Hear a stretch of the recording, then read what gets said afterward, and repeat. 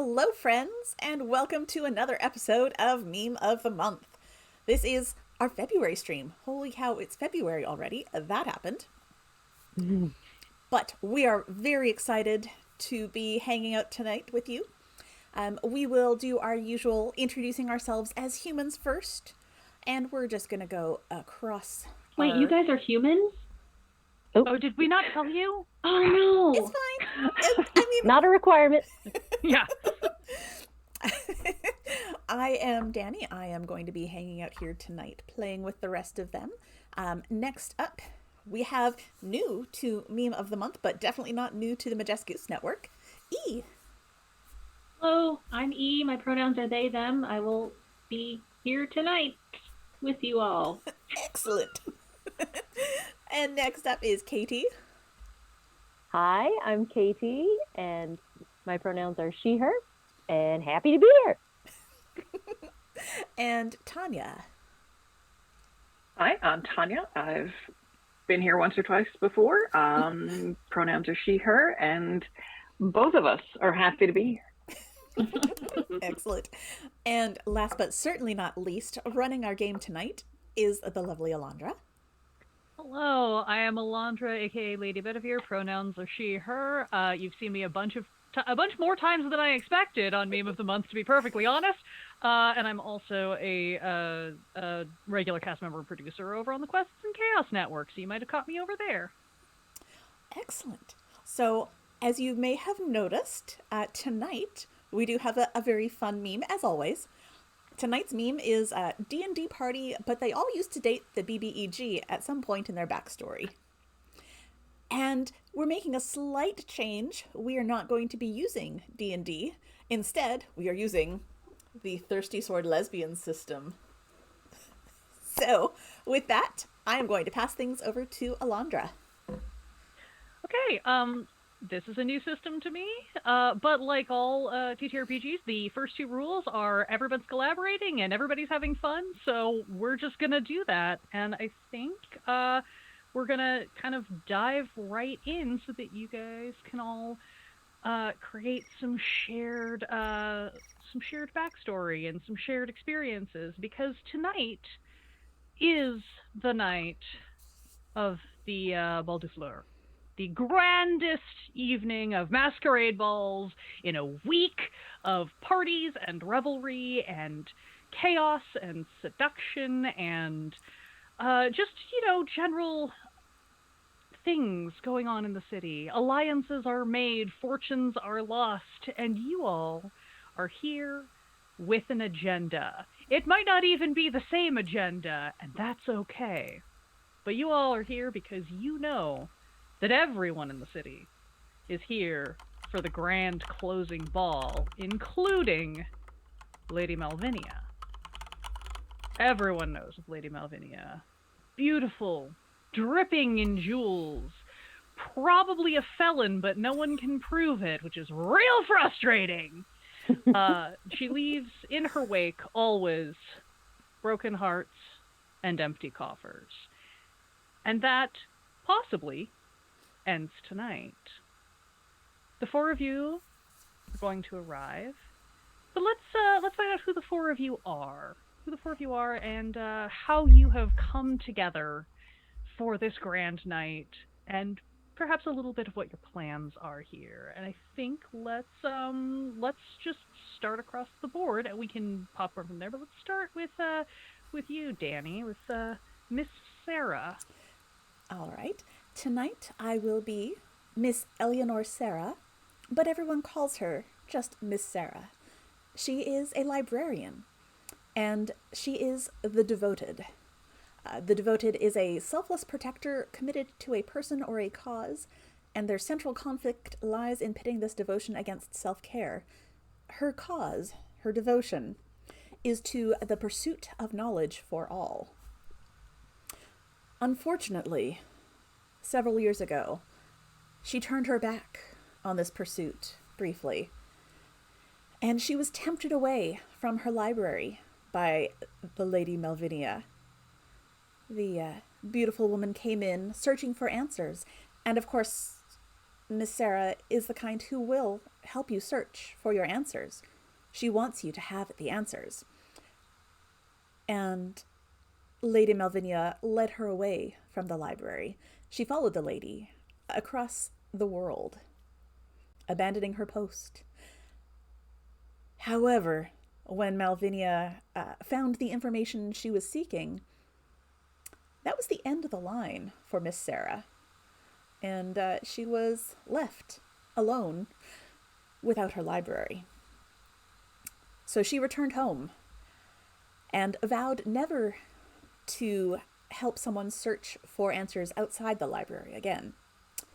But tonight could be a different story, because she's heard that the Lady Malvinia is going to be in attendance. And, well, maybe Miss Sarah will find some answers of her own tonight. Wonderful. So that's our first attendee, Miss Sarah, the devoted. Let's move over to you, E, and let's hear about Snarl. Well, Snarl is actually pronounced, but she'll take Snarl. She's a female gnoll. She dated Lady Malvinia when they were both in college. Lady M suspects that Lady M was just using her to get back at her parents when they briefly cut her off, because as soon as she was back in their good graces, she dropped Snarl like a hot potato. And Snarl channeled her anger and frustration into her studies and became the country's first gnoll lawyer. Now that she's in good social standing, despite still being a little rough around the edges, Snarl is ready to exact her long-awaited revenge on Malvinia, and she's going to start by ruining this party. Yes! Love. We love a good party crashing. Katie, let's hear about La Maupin. All right. La Maupin is a little bit notorious around some of the circles. Always in breeches and a flowing shirt, always quick to woo and quicker to fight. Very happy to just kind of move from place to place, affair to fair, and ended up taking up with Lady Malvinia and actually kind of enjoyed it. She's a little bit of a disciplinarian, and that was fun. And then she kind of broke it off, which is new, not hurtful to my ego at all. And yeah, heard she was going to be in town from one of my partners, and she definitely owes me a little bit of I guess comeuppance. So if I can keep her from getting any at the party, then I think that sounds about fair. One ego for the other. Love it. And you were using the Scoundrel playbook, I believe? I will be using the Scoundrel playbook. Yes. Yes. That was partly also me checking that I remembered correctly. Yes. So, And I am going to be looking at it often. same. Wonderful. All right, and then last in our lineup, but certainly not least in our hearts, Tanya, let's hear about Victoria Broom. Victoria Broom doesn't have as well elucidated background as all of those, but I feel like she was the most recent. Well, the most recent that mattered, really. Victoria was Lady Malvinia got very into spiritualism and wanting to commune with the other side, and well, there's no better person than me for that. So Jeremy and I had communed with Lady Malvinia many, many times. Did we commune? But then she thoughtlessly discarded us the day after Christmas, which was rude, but I appreciate the song aesthetic. So she has come to the ball this evening to convince Malvinia to abandon her player ways and come back to her the way the spirits intended. Wonderful. So those are our 4 attendees. Oh, Spooky Oh, Witch yes. playbook, Spooky in Witch. case we didn't know. Spooky Witch. Yeah, in case anyone wasn't sure. The Spooky Witch. I'm scrolling through a bunch of my way too many notes.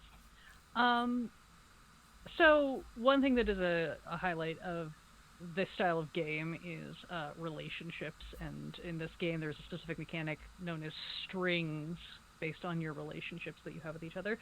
So let's maybe take a moment here and sort of figure out how is it that you all have come together, and do any of you know each other from prior to this? Is this your first encounter with the rest of the group as exes or otherwise of the lady, the infamous lady? Oh, golly. I think Snarl Let's might have see. done some research at Miss Sarah's library for a case. Oh yeah. Yeah. I think that's definitely how the two of us know each other.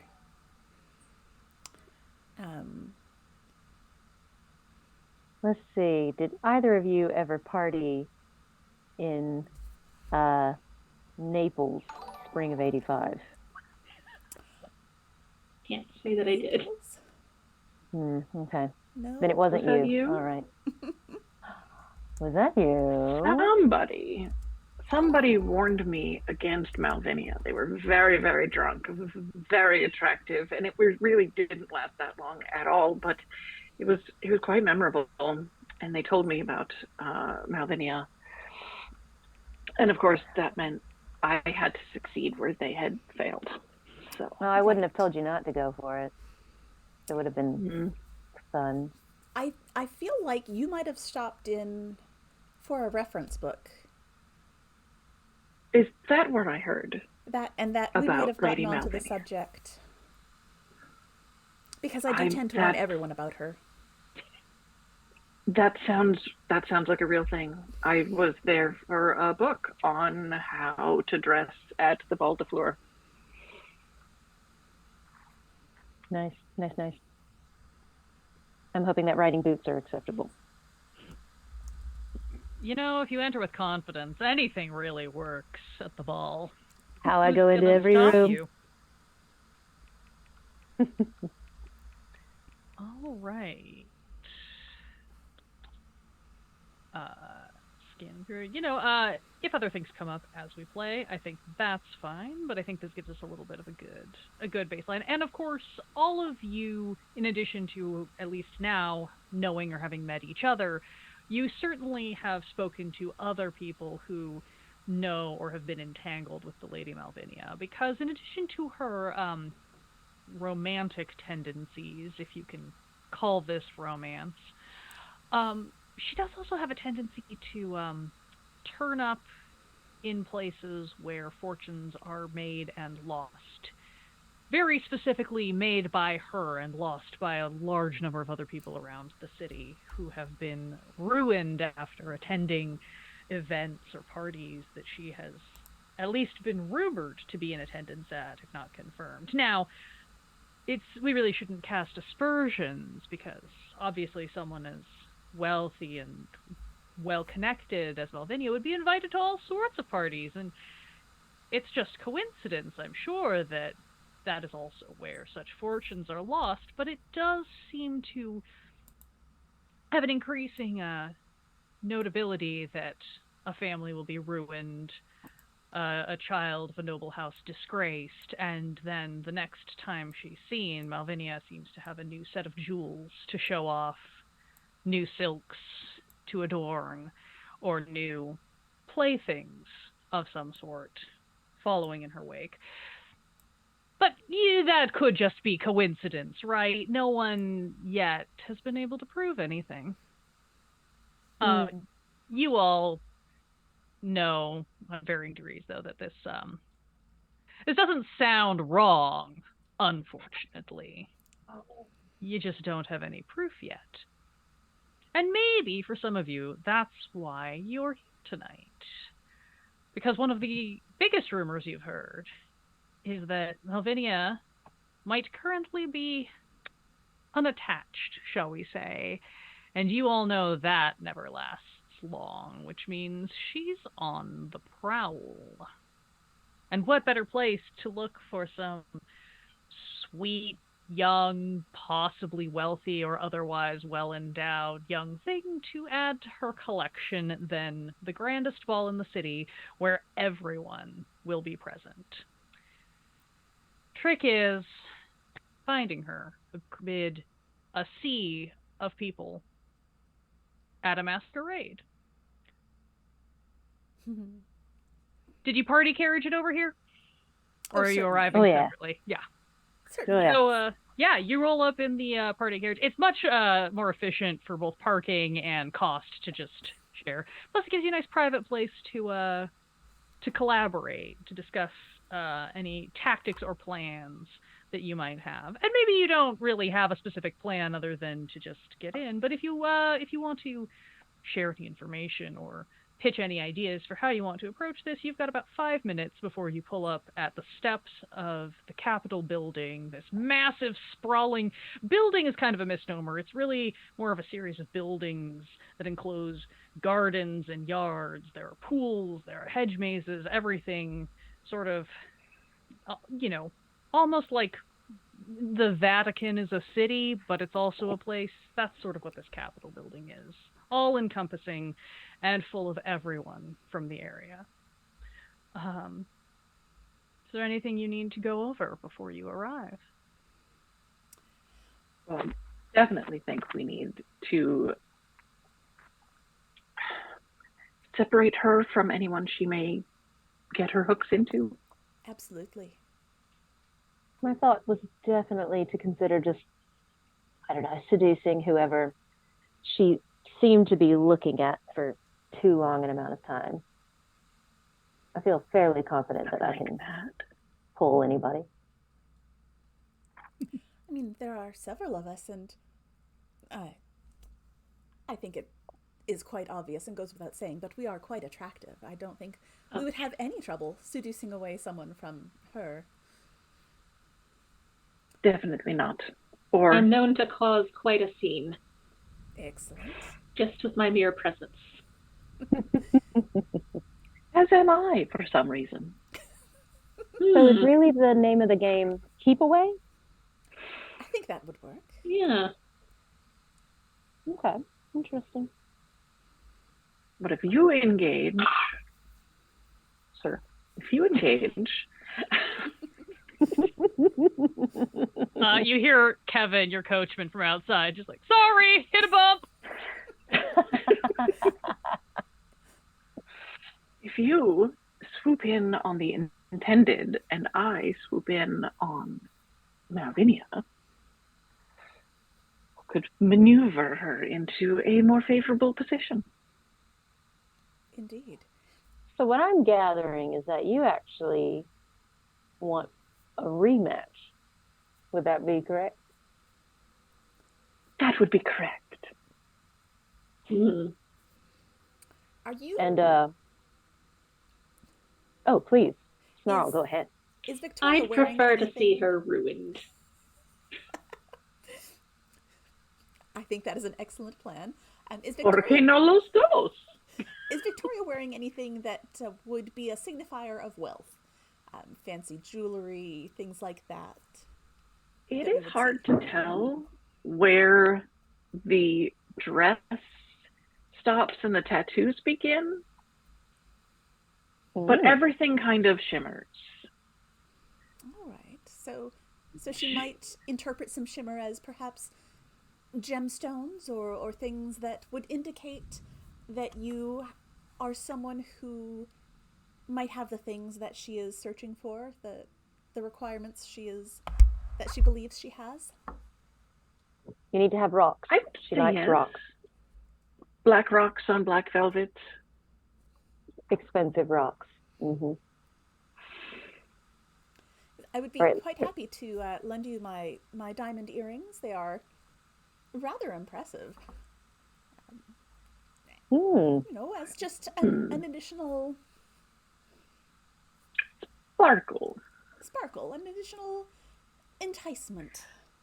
Mm. Problem is, I'm memorable. So she wouldn't consider me a new target. But if you are a newly wealthy target, a newly wealthy target who is already expressing interest, making you a much easier target to acquire. Mm. I like this. This is a good plan. The librarian, she You're has the very brains. smart, Miss Sarah. I have been told that before.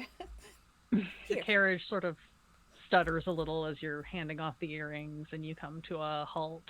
The door flips open. It's evening, so there is light that spills in, but it's not that harsh bright sunlight. It's more of the beautiful rainbow of the setting sun over the distant mountains as Kevin opens the door. Kevin is a cat girl with large fluffy ears that are kind of just look like victory rolls sitting in his like very curly dark hair because everything's sort of black, but they're very prominent and they're twitching constantly as there's all this activity as he steps back and holds up a hand. My ladies, can I assist you from the carriage, and then I'll go find parking. It might be a while.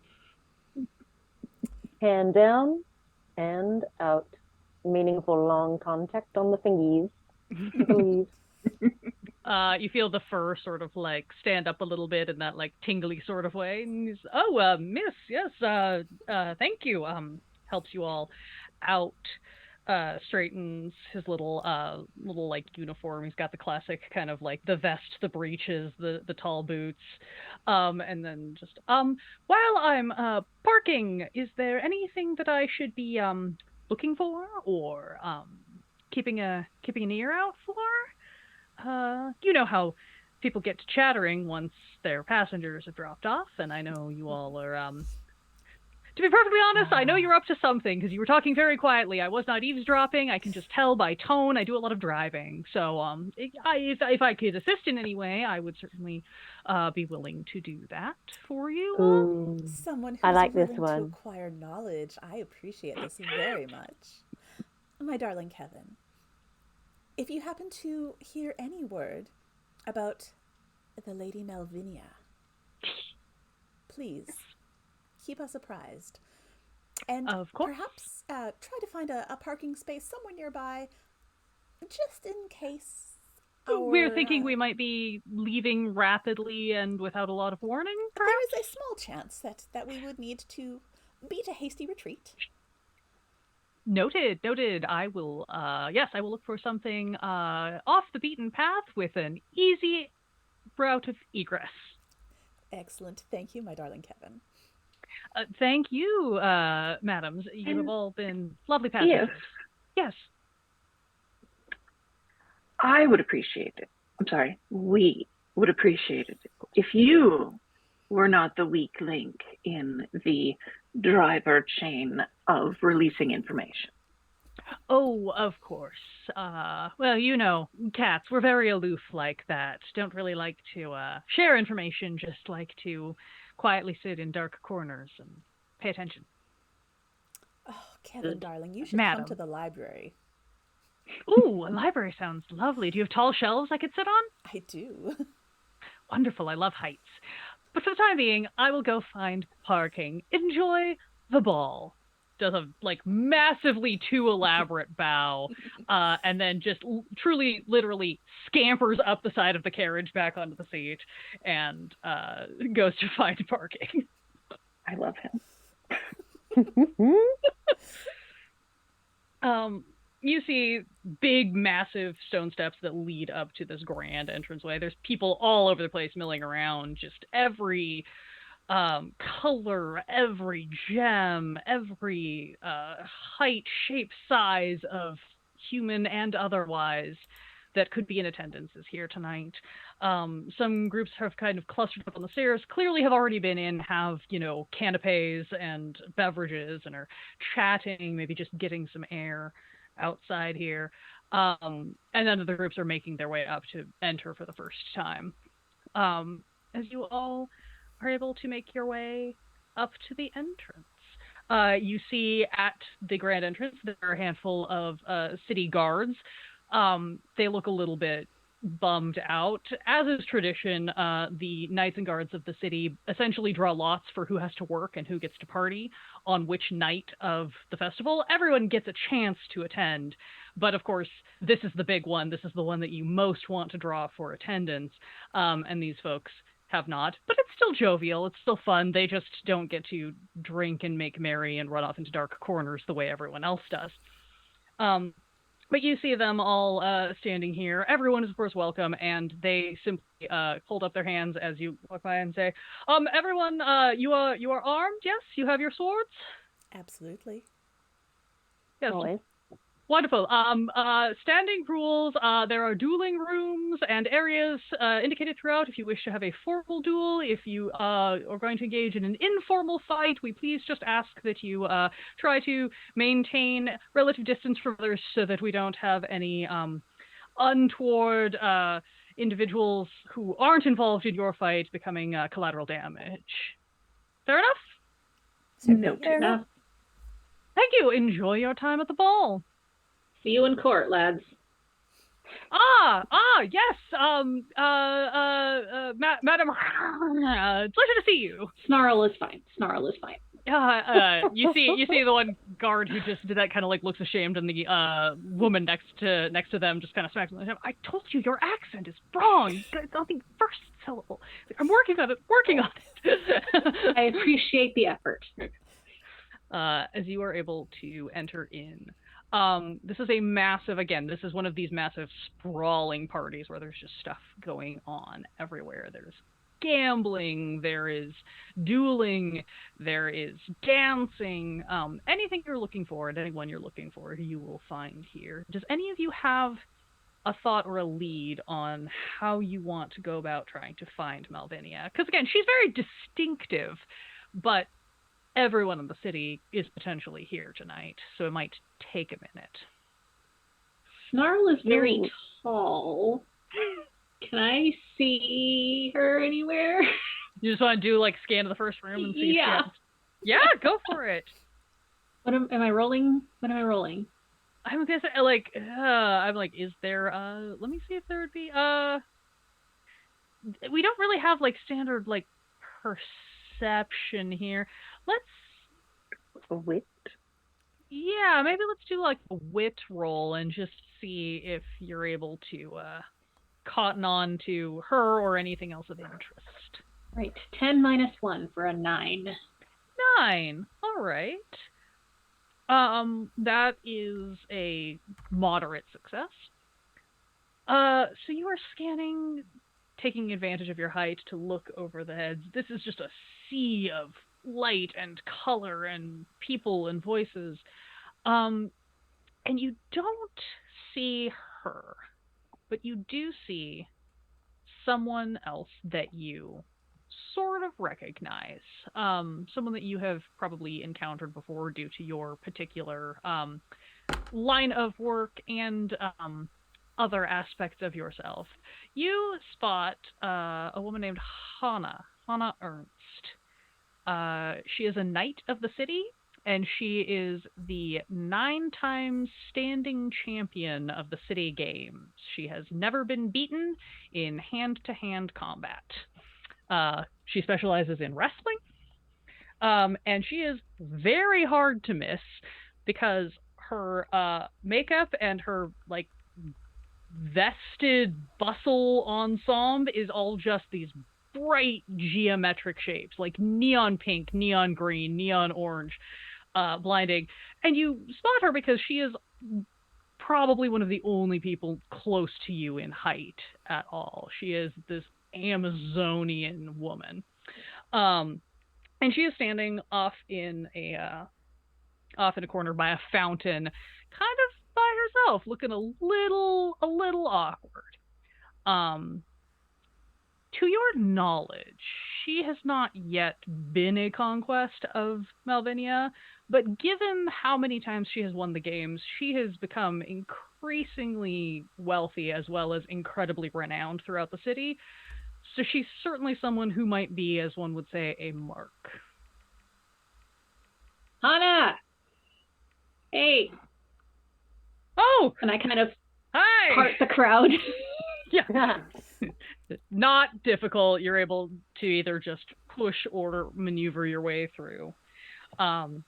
She's standing over by this fountain. She's got a plate. It looks like it's the entire serving tray of appetizers that she's kind of just standing there. She's just like, "Hi, I didn't know you were coming. Good to see you." Good to see you too. Haven't seen you since the big Smith trial last year about the Smiths, forging money on the side. Yeah, it was kind of a bummer. But guess you gotta do your job, right? Yeah. You want one of these? It's like a savory cannoli or something. I'm not even sure. Sure. I'm adventurous. Yeah. Just offers you the. Yeah. I came over. Thought I'd see what all the fuss was about, and so far it's been a fuss. Just kind of like waves her hand generally. A lot. There's a lot happening tonight. It's kind of overwhelming, and I say that as someone who, beats people up for a living. So this is not really my scene. But you looking to do anything in particular tonight? I hear there's going to be mud wrestling once everybody gets drunk enough, so I might stick around long enough for that. But I only have the one dress. I'm not really a dress wearer usually, so I'd rather not. It's a good dress. I like the color. Yeah. Thank you. Hard to find ones that are long enough. I'm sure you have the same difficulty. Oh, yeah, that's why I went with the bustle leggings combo tonight. It was just easier. Also, she was wearing fully over the knee bright pink laced boots that have like a 6-inch platform, which is also how she's getting up to you in height.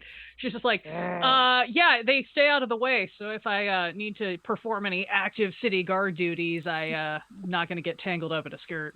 Oh, are you semi-working tonight? I mean, you're never not on call, sort of, for these sorts of things. Honestly, I would really love it if they would just call me in. I would really, really love that. It's far less awkward than trying to, small talk with people. Well, keep an ear out this evening. I may call upon your services. I would love that so much. You can see she's just deeply uncomfortable with having to socialize. Doing some investigation for a case I'm putting together. Oh, I'm sorry, I shouldn't. You don't have to talk about it. I know that I don't need to breach any client, privilege or anything. The client is me, so. Oh, are you okay? Are you in trouble? Do I need to break someone? I could break someone. Do you want me to break someone for you? I'm perfectly capable. That was not what I meant. I did not intend to. You can absolutely take care of yourself. I just was offering, as a friend. I'll consider you backup. My second. Love. Thank you. That means a lot. I will say this. Do not let Lady Malvinia get into your good graces. She is not what she seems. She's the one that's just covered in the jewels, right? Yes. Okay, I think I saw her earlier. She made kind of a whole did you? thing when she arrived. It was really hard to miss her. She had two people with her specifically to shine light on her so that she those mirror balls that hang from the ceiling like that, but with diamonds or something. It was kind of cool, but it was kind of wild and seemed a little excessive. But yeah, she definitely showed up earlier. Did you happen to see which way she went? Further in. Okay. That's about the best I got. It was probably 45 minutes ago, so I don't know. I've just been kind of hanging out here, hoping that anybody I know shows up. Well, here I am. Yeah, good to see you. But don't hang here awkward with me all night unless that's what you're looking for. You should go have fun. Go meet people or meet do things. New friends. How do you friends? Great question. Question for the ages. I'm curious to learn. Big mood. Yeah. Everybody has How do you friends? Yeah, everybody has an existential crisis for a few moments as they contemplate how friendship works. You can always start with That's lovely what you're wearing. Where did you get it? Okay, yeah, I could do that. Also, probably helpful because I should probably do some shopping at some point because you can only really wear your combat leathers to so many events before you're an outfit repeater. Yeah. And of course, since you appear to have sampled many of the different hors d'oeuvres, you can always do the. Have you tried the boars in a blanket? Oh, They're delicious. that's a great idea. Yeah. I have definitely tried every appetizer at least twice because been here for a while. Maybe I should go try a different room. I haven't done the hedge maze this year. It's different every year. Maybe I should go try the hedge maze or something. Don't get lost. I will Remember, do my left hand best. ruled. Yes. Also, I could probably just climb up to the top because it's usually only a couple feet over our heads. Some Do you have consider any that problem? cheating. I don't, but Yeah. Well, I'm gonna at least go get some fresh air, and I will. If I see Malvinia and I see you, I will tell you where I saw her. perfect. I'll see you later, hopefully. Cool. I'm real easy to find. Yes, as am I. Yeah. High five? Tall chicks. Yeah. You guys do the broiest high five in the middle of the fancy dress party. It's great. Ship it. And Hana kind of awkwardly nods to the rest of you, offers again slightly socially awkward high fives or handshakes to anybody who wants them. Probably just incidentally either hands one of you guys the tray or just kind of sets it on the edge of the fountain, and clomps off in her massive hot pink kitty stomping boots to go try to learn how to friends. Canapé? Snarl, you have a string on Hana if you choose to use that at any point. Okay.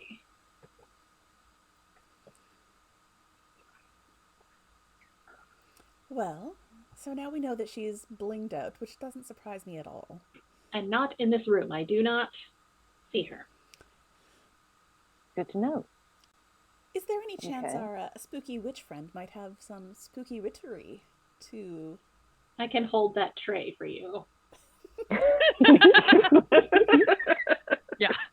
They're all just inhaling these canapes these are actually really good. I am the beast after all. Nom, nom, nom, nom. The astral denizens. Well, if it's for you. They're a little tired of me asking, but you know what? It's for you.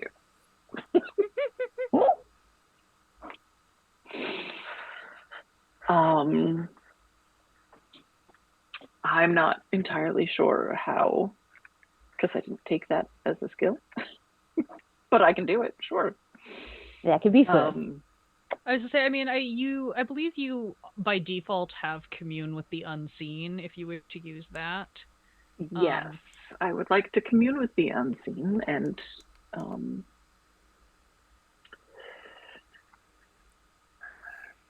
so I would just need maybe just a tiny bit of space. It's not really something I can do in the center of a dance floor. I mean, I could. I can make space for you.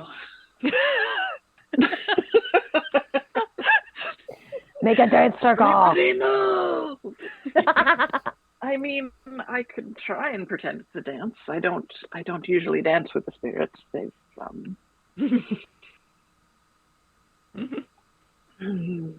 You do know that at this ball there are many small antechambers and things that are specifically set aside for, if people need to have a duel or have a more horizontal version of a duel, if you get my drift, or just need to conduct secret business because there's a lot of business alliances that are made at these sorts of things. So you really just have to go find, go to a corridor that's full of doors and look for doors that don't have people's like tokens hung on them to indicate that they're occupied. This is a long-standing tradition of the ball of just like you find an empty room, you put like a brooch or a sock or whatever you've got on hand on the doorknob so that people know not to come in. So if you need to find someplace private to commune with the unseen, you certainly can do that. You also could just go out into the garden and like have Snarl tell everybody to back off. Get out of here! Easier to hear the denizens if we had a private room. And if she's further in, then us going further down this hallway looking for a place will bring us closer to her anyway. There we go. All right, do you want me to part the sea, or are we just kind of filtering through? Oh, I can definitely find you a quiet corner to talk to spirits. That's not difficult. I find quiet corners all the time. Yes, please. Cast about me. I was like, if I needed a place to be quiet, then like, I'm hoping that I can spot one pretty easily. Oh yeah, you look around and you immediately clock. Honestly, what you clock is someone who is dressed in this very kind of subdued, well-fitted suit, a little similar to what you're wearing, maybe a little flouncier. They catch your eye because they're kind of like slipping off into the side corridor, but aside from this like gray and navy suit, they just have this massive like shock of turquoise curls that is like spilling out from under whatever headpiece they've rigged to try to like keep it a little more subdued. This weird flash of color catches your eye as they sort of like dart into a corridor, and you're like, that's intriguing. Oh, also that definitely looks like the kind of hallway where I would go if I was going to go do something sketchy. Cool. Great. Mental note on that person for later. And that looks like a good direction to go. We'll go that way. Make a lane, make a lane, make a lane. People look at this massive jackal woman with her gorgeous green gown and are just like, yeah, okay, yeah, awesome. You get a few startled looks and a lot of nods of approval, and at least 2 people try to slip you a phone number. Hey. Whether you take it or not, but, you know, again, a very common thing as well. It's like people just kind of passing and doing that, like, gentle brush where they're, like, leaving you a note, like, constantly around here. We get to the room and my bustier is just full of paper. Little notes. Like, phone number, coupon. Yeah, you guys head down this hallway. As you turn to this hallway, immediately much sparser. There's a couple people much further down, but you see a lot of these little like doors and alcoves where you could easily just tuck off into some privacy. Yeah. I'm going to pick one and leave a spider on the doorknob so that nobody tries to come in after us. That would be effective. Yeah. Well, that works. Yeah. I'm not a big fan of spiders, but I do think it's more aesthetic than a sock. So. Well. You got to go with what works. Are you all going in together? As of now, I'm happy to bring everybody in. That's fine. As of now, Jeremy here has not moved. He looks purely cosmetic. It's time to commune with the spirits, however. Jeremy reveals that he is not cosmetic. Oh, okay. Fantasy Jesus Christ. Yeah. Oh no, he is aren't always you? obvious and alarming to other people is what my companion is said to be. Yeah, you all tuck into this room, close the door. It's not like a fully enclosed chamber. Like there are like windows that kind of look into like in one of these many interior courtyards, but it is something that is private. Think like medieval castle with like there's kind of all those like arrow slits that let in some air and a little bit of light, but you're essentially in a private space. And then Jeremy starts to move and shift and blink Kind and of whatever like it is that he does. Fix your hair, get you ready. Well, he stands up and it's kind of like waves the two front ones as like an antenna, and my white eye starts to like glow. Hello, spirit. Tune in. I love it. So I tap into Astral Denizen Radio. And they're like, no, it's not for me this time. And Right. introduce them via Jeremy to Miss Sarah. So I kind of like lean my head in so that the spider gets nice and close.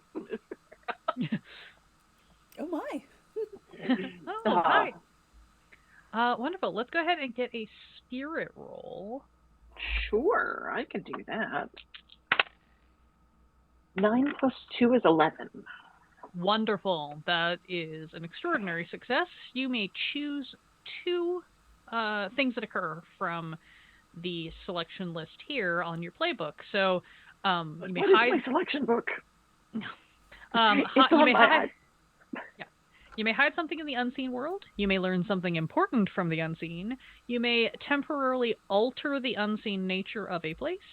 You can ask a question to figure out a person of anyone anywhere, like if you know a deceased loved one or something that you want to get information about somebody from, or you can learn the recent history of an object you hold.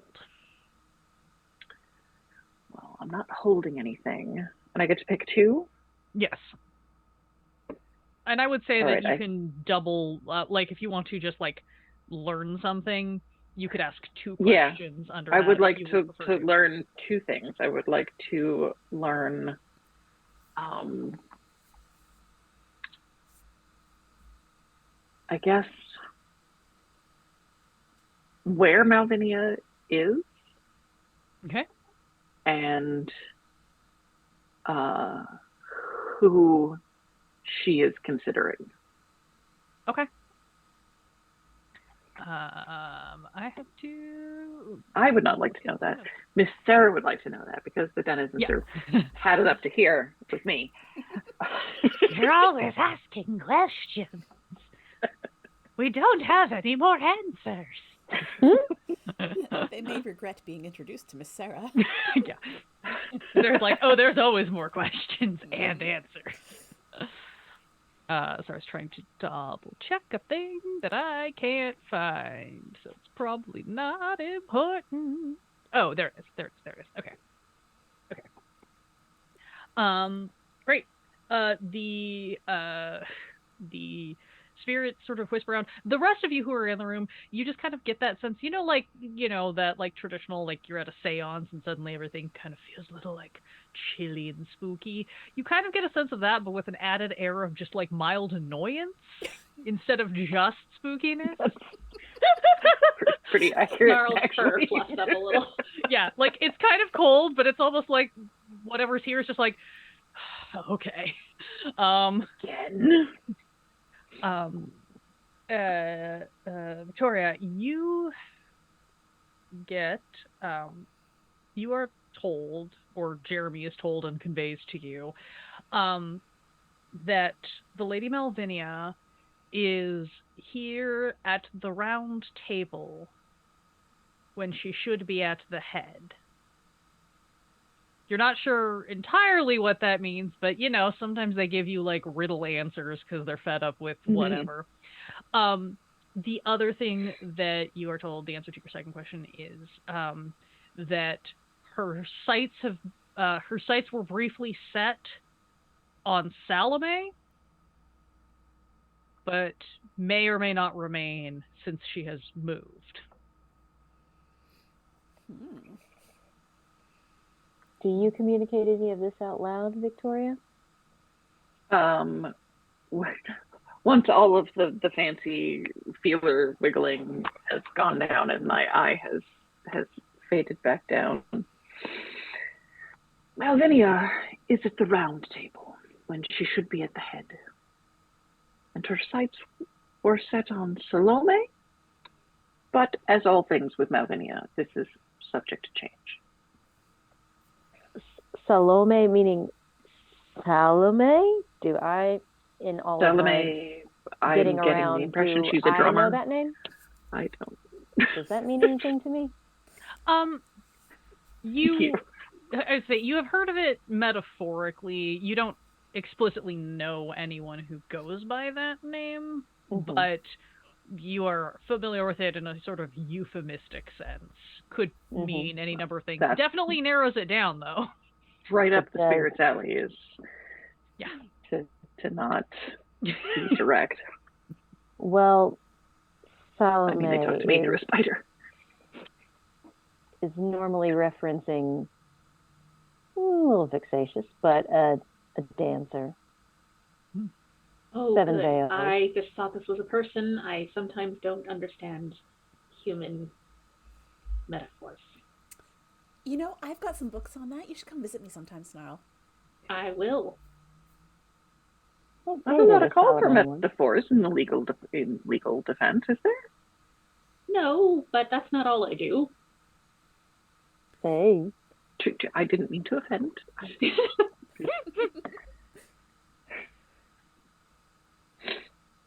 Well, never know when the you library might is delightful. Isn't it, though? And once or twice. Well, perhaps They have very nice dark corners. It's look good. for an answer. Now, I am thinking the round table instead of the head means she is gambling. Oh, a gaming Probably table. at cards. Well, that feels And appropriate, doesn't it? the head might refer to a water closet. That is what they are called on ships. They are you called are that. Right. Yes. You are right. I've done some maritime law. Nice. I might have to call you later.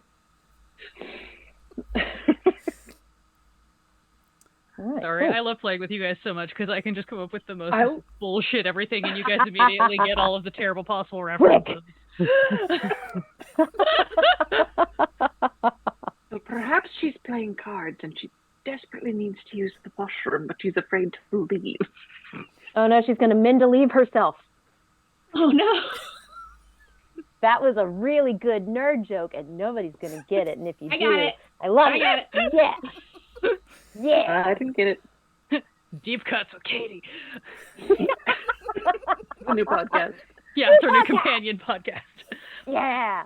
As you all are sort of wrapping this conversation, you hear, probably mostly you, Open, because I'm assuming you're probably very just aware of your surroundings in general, especially when you're tucked into little dark cornerways. You hear footsteps kind of skittering down the hallway. Not necessarily anyone like coming towards you, but just like the general like somebody else is moving through the hallway, probably looking for one of these spaces. So I'm gonna crack the door and just kind of like peep and see if I can see the direction that they went.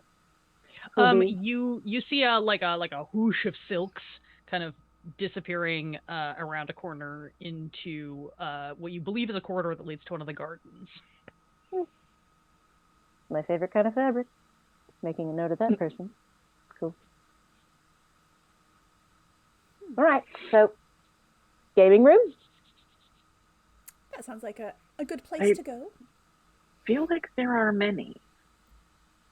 Oh, this shit. isn't a small establishment. Well, let's see. What games involve round tables? Roulette. Do they have? Poker. Do they have roulette? Oh. Poker sometimes, yeah. Okay. The roulette table is a rectangle, only a thing. Oh. Maybe But she's a dealer. the spirits are interpretive, yes? Yes. I mean, that wasn't a very specific detail about where she was. A round table, but she should be at the head. It could be that she simply believes that she is important. Do we even have Arthurian legends here? Is she in the church? I don't know. Oh my god. Let's pick a gaming salon. Yes. There are several salons of the gaming variety scattered throughout this place. And you Any of them can look just particularly sparkly? as you Like with rainbows shooting out of the doorway? I'm just thinking. bunch of people staggering blinded out of the room. Like, oh god, it's so bright. Oh wow. You guys start making your way through corridors, keeping an eye out for things. You come to the first sort of salon area. Do a quick scan. Don't see anyone like immediately radiating like a disco ball. But you do see many like wealthy scions and heirs of the houses of the city. Uh some very actively involved in games, some kind of hovering around corners, like observing and chatting with one another.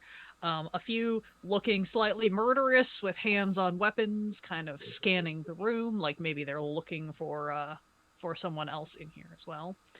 Um, and I have to see which of you would know this person. I think it would probably be Miss Sarah. You do recognize someone in this room. He's got short cropped sandy hair that's sort of like got that like mussy tousled look, and he's wearing this like galaxy printed binder under an open chain vest with very tight fitted pants. Okay. And has a massive, like, looks like a Final Fantasy weapon sword strapped to his side. And you know that this is Sir Orlando, the younger son of one of the dukes of the city.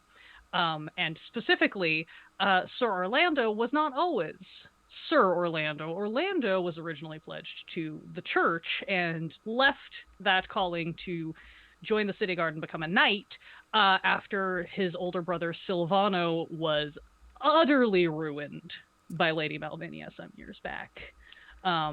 He's been through the library a few times looking for very obscure, strange information about, like, you know, poisons and assassination plots throughout history. Right. Definitely. But he's really just writing a novel. Yeah, probably just writing a like really in-depth historical novel about deep-seated hatred and revenge. Of course, yes. Like most people in this town. But yeah, you do spot that he is one of those over here. He's kind of standing off to the side with this sword that is like honestly probably as big as he is. He is not a large human. All right, Cloud, calm down. Well, I am going to approach him because it's a friendly face. Yeah. And I will gently lay my hand on his shoulder. Hello. Oh, hello, Miss Sarah. I haven't seen you in quite some time. I wasn't expecting to see you outside the library. What a delightful surprise. Oh, well, that's lovely to hear, Sir Orlando. I do occasionally leave the library, though it has been Of course. quite some time. Oh, you know, if there's any time to be leaving the library, it would be this evening for such a wonderful event, I suppose. Indeed, it's been quite the event so far. We haven't been here long. Have you been here for much time? Yes, I've been here since, honestly, I got here just about as soon as they opened up the doors. I've, been looking for someone, haven't yet been successful in finding them, so. Do I dare ask, who are you looking for? It's not terribly exciting or anything. I was just, I was looking for the Lady Malvinia in hopes that I could, speak with her. My good You definitely friend. notice that he says speak, and his, like, grip on the handle of his sword just sort of, like, white knuckles for about a second. Hmm. My dear Orlando. We may have some things in common, perhaps. Oh, is that so? Are you also looking for someone? I am indeed. And I have not yet spotted her, though I do have some intelligence, perhaps, that has led us to believe that she might be at the gaming tables. Ah, Have you had any luck finding your quarry? not as of yet, which is a bit concerning, because, well, I don't recall if you've ever met this particular woman, but she is not generally difficult to find. I heard that she came in with spotlights and sparkles. Spotlights and fascinating. All right. Glitter, diamonds, jewels, etc. Oh, everywhere. yes. That sounds like exactly her particular vein. You can just, Doesn't like, it, though? dripping with disdain. as he thinks about this. I do trust that you have nothing but the best of intentions when it comes to dealing with this person. That would really depend on what you consider to be the best intentions towards someone who runs through your family like a box of Kleenex and leaves them crumpled on the floor by the bedside. Sorry, was that too graphic? One moment. I was aware of the unfortunate incident with your brother, and I wish only that I had met him first so that I could have warned him. You know, we'll learn from our mistakes, or at least one would hope that we do. Has it only been your brother, though? Or has someone else in your family succumbed to her grasp? Well, you know, my brother has essentially removed himself from society since his disgrace, and also since no one really wants to have anything to do with the son of a duke who has no dukedom or fortune to show for it. I was off on other family business when I heard that my younger sister might have been entertaining a dalliance, and I don't know if it was with this woman, but I'm damned if I'll let it be if that was her intention. So I figured I'd just cut to the chase and remove that option, as it were. And is that your sister a current issue? Does she dance? I mean, as much as any member of a noble family dances, she's really more of a watercolorist.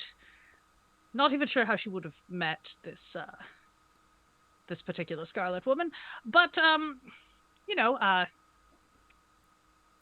when you attend events and represent the family and all that sort of thing. This is why I never wanted any of this to begin with.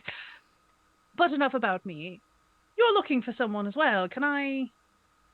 Dare I venture a guess that perhaps we are looking for the same person? You would be correct, my friend. Then perhaps we could help each other, yes? Form an alliance of sorts. Quite. What might your intentions be toward the lady, should you find her first? That is, I believe the simplest way to put it is that we wish to prevent anyone else from having the same fate thrust upon them as was thrust upon your brother or myself.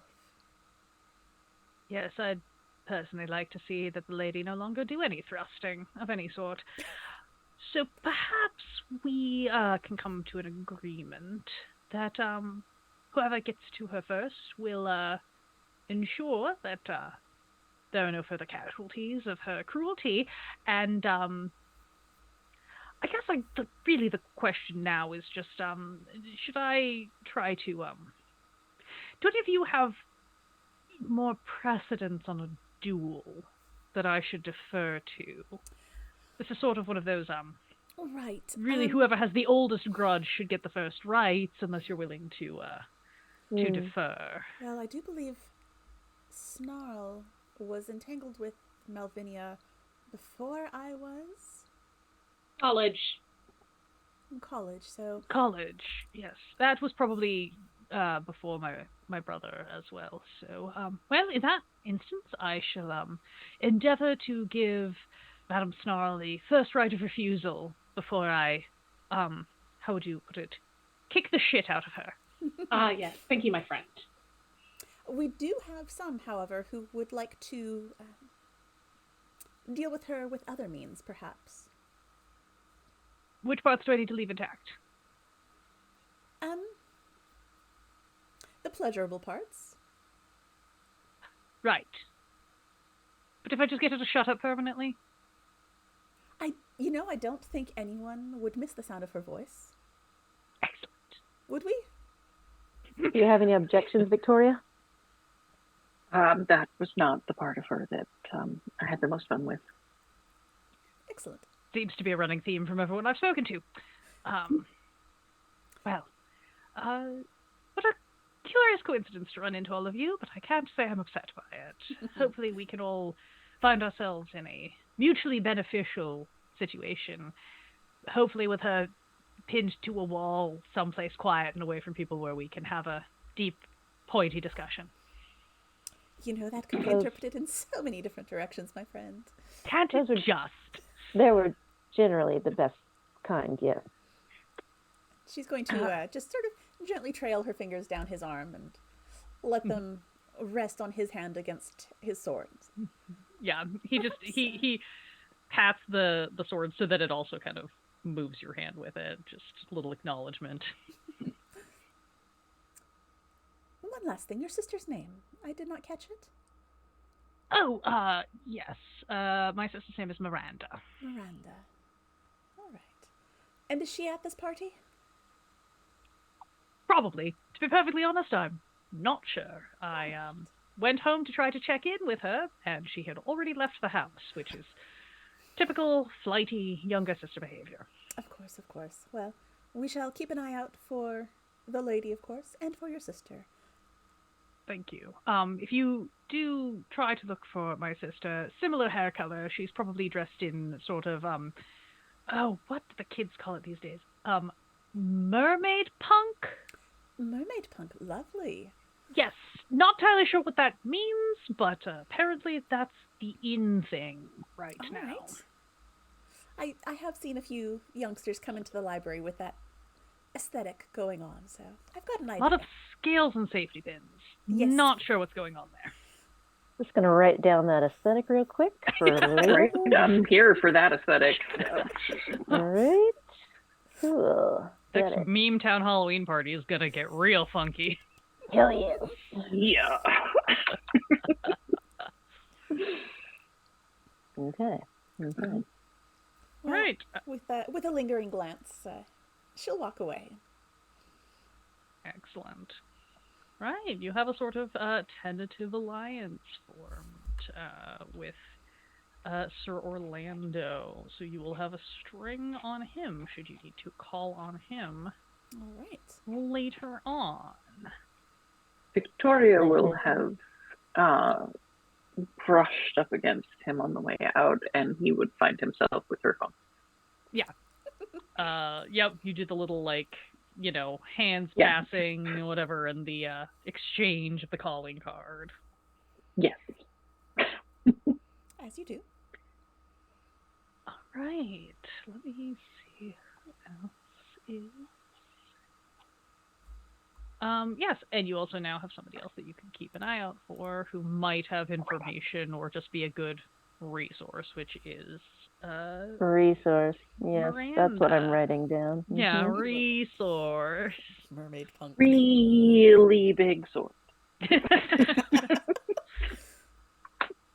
Not a concern. you do know that this family is known for their huge weaponry. Nice. Excellent. Excellent. Is what Nice, I've nice, nice. heard about their weaponry. You mill around this gaming room a little longer, just checking to see if you spot anyone you know who might be worthwhile in be talking to. Each of you spots people that you know from around the city, people from the courts that perhaps Snarl knows, visitors to the library who you've crossed paths with, Miss Sarah, people who have come to you for sort of spiritual guidance or assistance, Victoria, and you might have met them professionally or otherwise, or maybe a combination, but you all spot a handful of people. None of them are, however, your prey. You are able to talk to one of the croupiers at one of the tables who lets you know that there are 4 main gambling salons that are essentially at the cardinal directions. You are in the southmost one. Okay. So there's another one at the kind of north side of things, and then there's an east and a west. He's like, it's not perfectly exact, but like it's rough enough that you'd be able to find your way there. Are they specialized gaming salons, meaning that they're dedicated to different games?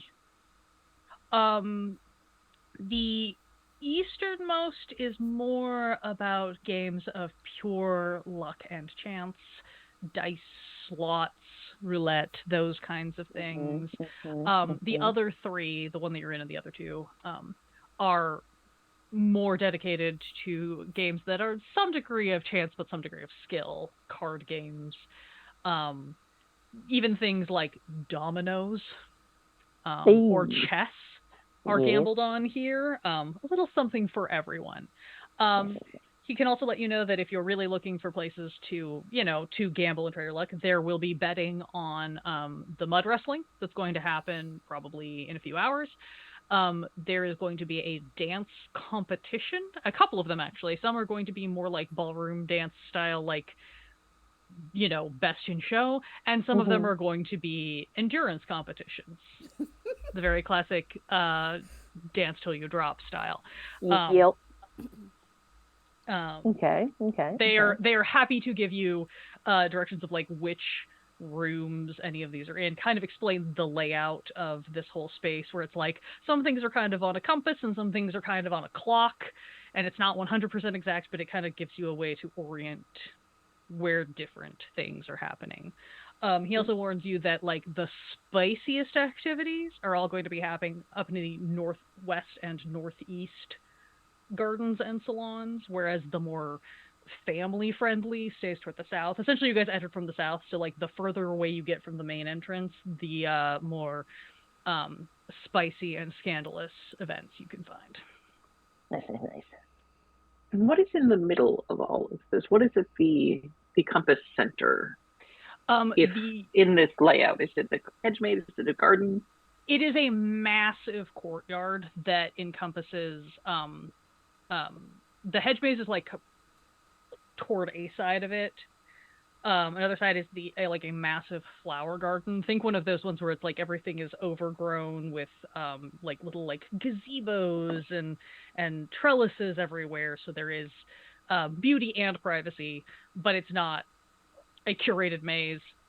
Other side of that is the maze, and then there's just like there's like a big fountain that is the dead center. And I mean like large enough for people to swim in. Big fountain. Very Versailles-esque. And then there's like big areas that are just set up for like, there's little like tables and chairs for people to sit and eat and drink and talk at. There's like a picnic area if you want to like lay out on the grass and look at the sunset and look at the stars. It's just like a big central gathering area. Just on top of that, if you're thinking in the sort of like clock compass orientation, so just north or 12 o'clock of that, further in, is the largest ballroom. And then everything kind of spans off of those items. Okay. I suggest, I look at Snarl, because we were thinking, I think we were vibing the same answer. Let's go to the room with the roulette wheel. Yes. Yes.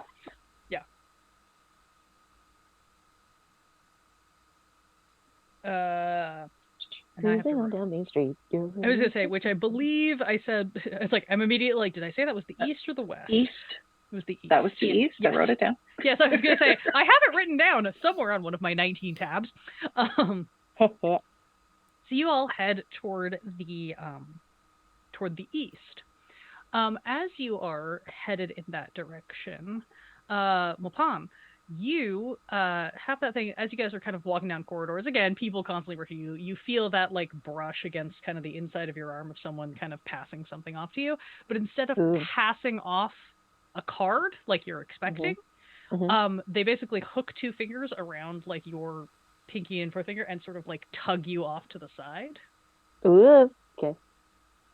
Snarl just keeps going. Snarl's on a mission.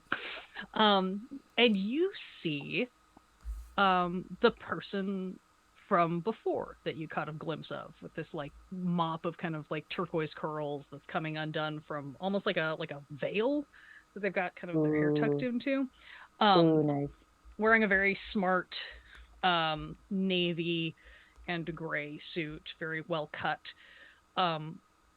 Absolutely someone who has designed their look to be able to gain or lose attention as needed. Ooh. Well, you have my attention. What can I do for you? Thank you. Sorry, I know this isn't the most proper way to do this, but I think you and I might have reason to coordinate. Oh, really? What about? Well, little birdie told me that you might have a bit of history around here with someone that I'm looking for. Entirely possible. I've slept with about half the people here. Oh, you too? We should get coffee sometime. We should. Um, Forgive me, my manners. My name's Penelope. La Maupin, but you may have already heard of it. I have, though I must say I've always hoped to have the pleasure to meet you and didn't expect it to be here. Ooh. Well, as I was saying, a little birdie quite literally told me. And Faye holds up her hand, and an actual literal bird, like, flits down into her hand, or into Faye's hand, and gets nestled onto Faye's shoulder. And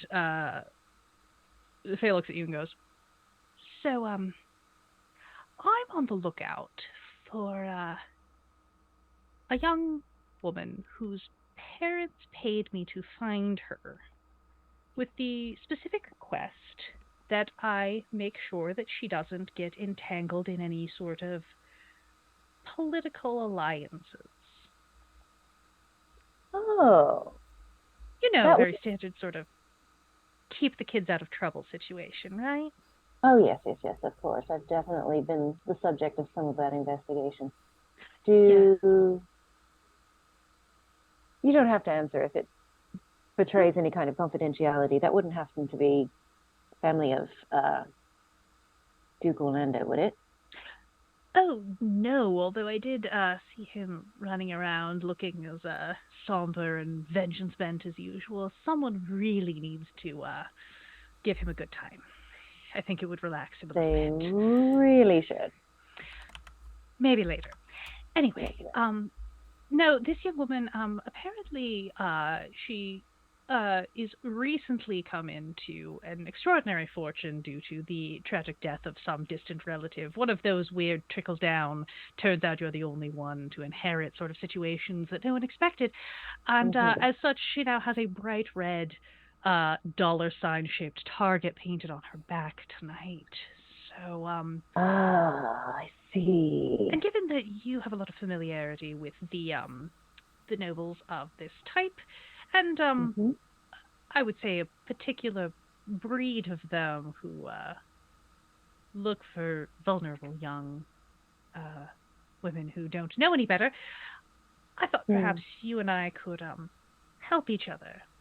I need to find this girl, and I need to make sure that no one else does. So perhaps if you would be willing to keep an eye out for her, I could make it worth your while. I think that sounds excellent. Wonderful. Yes, I'm in. That sounds very fun. I'm looking for a little excitement. So Lovely. exactly who am I looking for? Her name is Safia Duta. She's a beautiful young woman, from what I'm given to understand, although it might be hard to spot it. She's usually veiled up, part of her culture, I guess. Keep everything and nothing left to the imagination of sorts.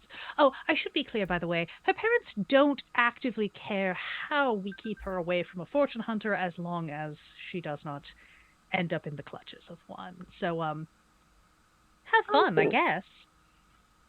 Yeah, so this is a girl heavily invested in veils. So I've been told. Got it. Is that a thing for you? Sorry, I shouldn't ask such personal questions. It just... No, to each their own. Actually, your hair caught my eye first, but... Oh, thank you.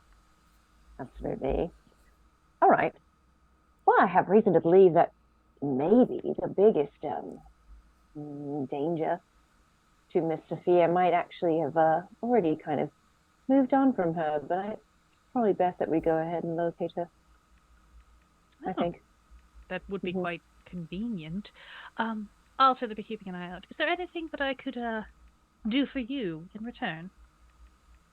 Actually, and I kind of like cast a glance to the little bird, it would be fantastic to actually know, and this would help in your search, where exactly Lady Malvinia is at this moment. She seems to be probably the one you should be most concerned about. I have heard of the Lady Malvinia and not been looking forward to meeting her, if you catch my drift. So certainly, any clues you might have as to what we should be looking for? And my spooky witch friend talked to some spirits in the air, and they said something about her being at the round table when she should be at the head. So we were headed to the roulette wheel, see if she was there. Well, not a bad call. I'll send the little one out to look for general circumspect shapes and see what we can come up with. Yes? Delightful. Excellent. Should I meet you somewhere else later? Should we just set a date, as it were, or just continue to run into each other as things progress? It depends. Do you like to play hide and seek first, or would you like to do that after? Oh, I'm up for anything. Whatever keeps it exciting. Oh, very good.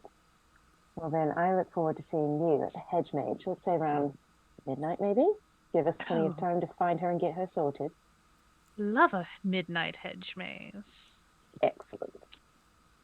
Very good. I'll send the little one, and if they find anything, they'll come looking for you. That sounds good. Thank you very much. Indeed. I think your friends went down and to the left, based on the swath of people who have parted to make way for them, so... That would be them. All right. Thank you ever so. You both... away. Yeah, split. Penelope disappears into the shadows. Cool. And you are able to catch up. Meanwhile, the rest of you have gotten to the doorway of the more chance-based gambling room. Probably get all the way to the doorway and then probably notice for like a split second that Lapon is not with you, and then hear them coming up the hallway.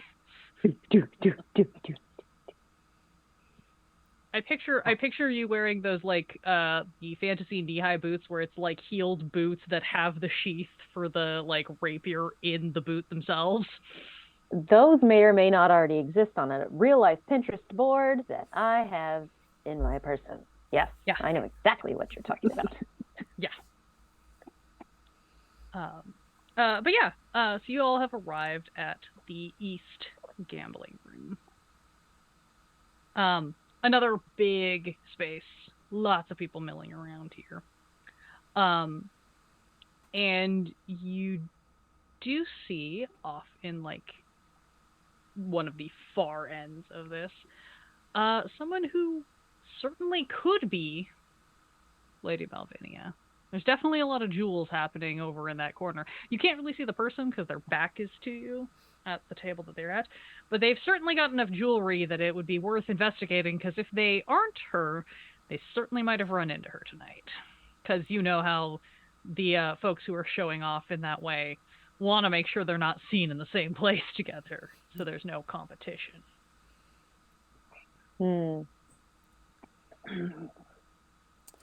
Well, should we approach and observe? Jeremy and I would be happy to scout. I am very obvious. Right. I believe I am, while recognizable, I can choose to be less seen if I wish. Just total lie, but sure. Well, since you are the one who is most amenable to rekindling something with her, I don't think it would be amiss for you to be the one that gets close, while the rest of us perhaps stay a distance back, perhaps spread out a bit so that we're not quite so obvious. I don't know how many of her ex-lovers are here. She would be very she would be less amenable if all of us were to approach her at once. She might Indeed. feel that's the concentrated attack. So, I'd be happy to stand by the door. in case she, I'm not going to say she would run from me, but she would perhaps want to expeditiously find somewhere else to be. Yes.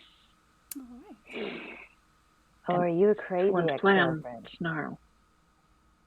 That's it. So I Snarl resemble will, that remark.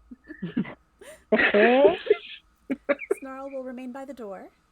And Victoria will approach. Mopin, do you have a preference for your location?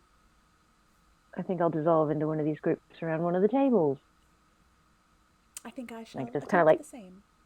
Do. And I adjust my mask. Yeah. Wonderful. Everyone sort of like splits off. Snarl posts up by the door. Miss Sarah and Lamapan fold themselves into watching the dice being thrown or the roulette spins being made at other tables. And Victoria makes her way through the crowd to this bedazzled-looking woman. And as you approach and get closer, you see and you know, without a doubt in your mind, this is certainly her. You recognize the shape of her shoulders, the way her hair sort of like tumbles down out of the coif to fall over one shoulder. That like strange way that she perches on the edge of her seat, though to keep everyone else anticipating what might happen next. Clocking that, do I also see her spotlight friends? No. Or is she alone at this table? Aside from the other players, she does not appear to have anyone in attendance to her, at least not immediately here. Given how covered she is in jewels, you wouldn't be surprised if she's got like a footman or a bodyguard posted somewhere discreet in case there's trouble. But again, this is a society where you weren't asked to check your sword at the door. You were rather checked to make sure you had it with you. The presumption is that everyone is going to settle things for themselves in whatever way is appropriate around here. So she might have, you know, a servant or an attendant somewhere, but it's not anyone who is immediately at this table. This appears to just be everyone who is playing this game. This one does appear to be almost like a shell game, literally, just trying to track which colored marble is under these cups. And you can see that she has an extraordinary number of chips in front of her compared to everyone else. Of course she does. That does not surprise me at all. Is anyone circulating with fancy beverages? Oh yeah, there's plenty of attendants who have all Cool. kinds. Then I'm gonna take one. Excellent. And kind of like walk up behind her and put it in front of her while I trail my hand around her shoulders. Okay. But stay behind her, kind of like a, Yeah. who is it? And of course I'll be like, it's your favorite. She does not turn, but you see she kind of picks up the glass and sort of looks at it and then just sets it back down and goes, so last year. And I think that's where we're going to take a break while everyone deals with this devastating emotional blow. Oh my god! Apply it to the burned area. Because now things are about to get spicy. We're either going to get snogging or sword fighting, or maybe a combination of the two. Who are all of these mysterious people? Everybody's hot! And everybody else. Oh no! All right. We'll be back in just a few minutes after we all have a chance to refill our beverages and cool our emotional damage. So we'll see you The back emotion shortly will for part 2. Damage. Oh.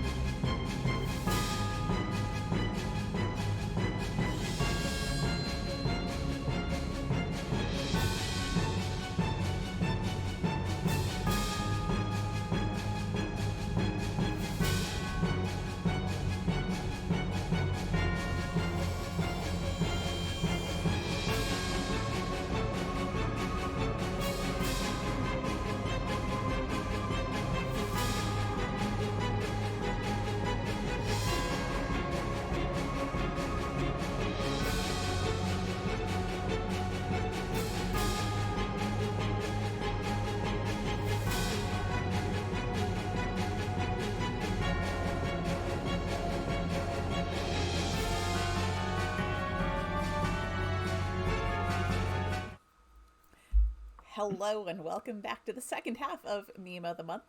And we're just going to jump right back into our disaster queers. Alondra, take it away.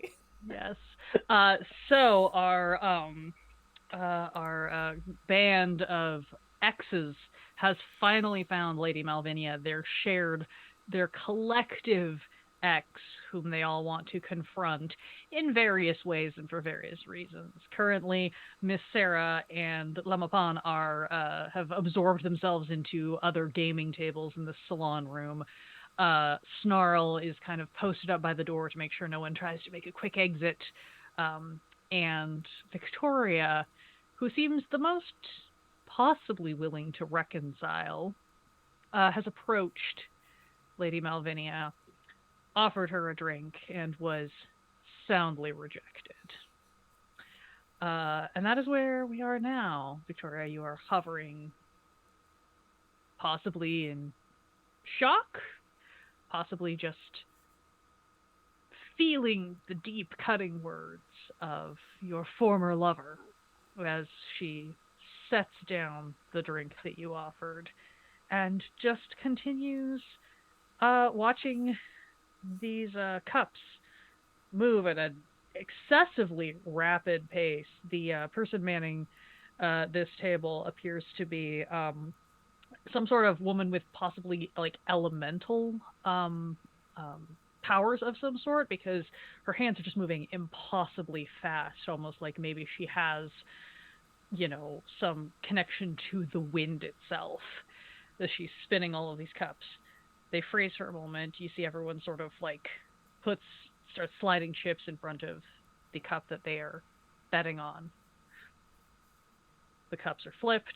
Groans from around the table from everyone except the woman in front of you, Victoria, who just sort of chuckles slightly and reaches with one graceful hand to sweep all of the chips back into her pile. Still has not turned around to look at you. Well, no, of course not. I see you've lost none of your talents. Darling. Shall we see? Are you trying to proposition me in public? Everything old is new again. Isn't that a bit gauche? Not as much as that dress, but to each their own. I mean, you never did have any fashion sense. Why would I expect you to have gained any now?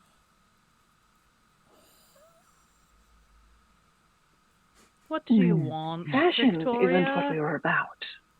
No. We were never about the fashion. No, but as you say, everything old is new again, and I've reinvented myself, so what do you want? Because you seem to be living in the past. I'm thinking 5 minutes of your time. Play around first, so I can finish cleaning the table. I hate to leave a mess behind. I know that for fact to be untrue. You love leaving messes behind you. Perhaps our interpretations vary. That might explain a few things. Well, if you'll excuse me, I'm busy for at least another round. Take your time. I always do. Also untrue. Oh my god. She picks up the drink and kind of looks at it again and just goes, well, sometimes it's just not worth the effort, now is it? And hands it back over her shoulder toward you.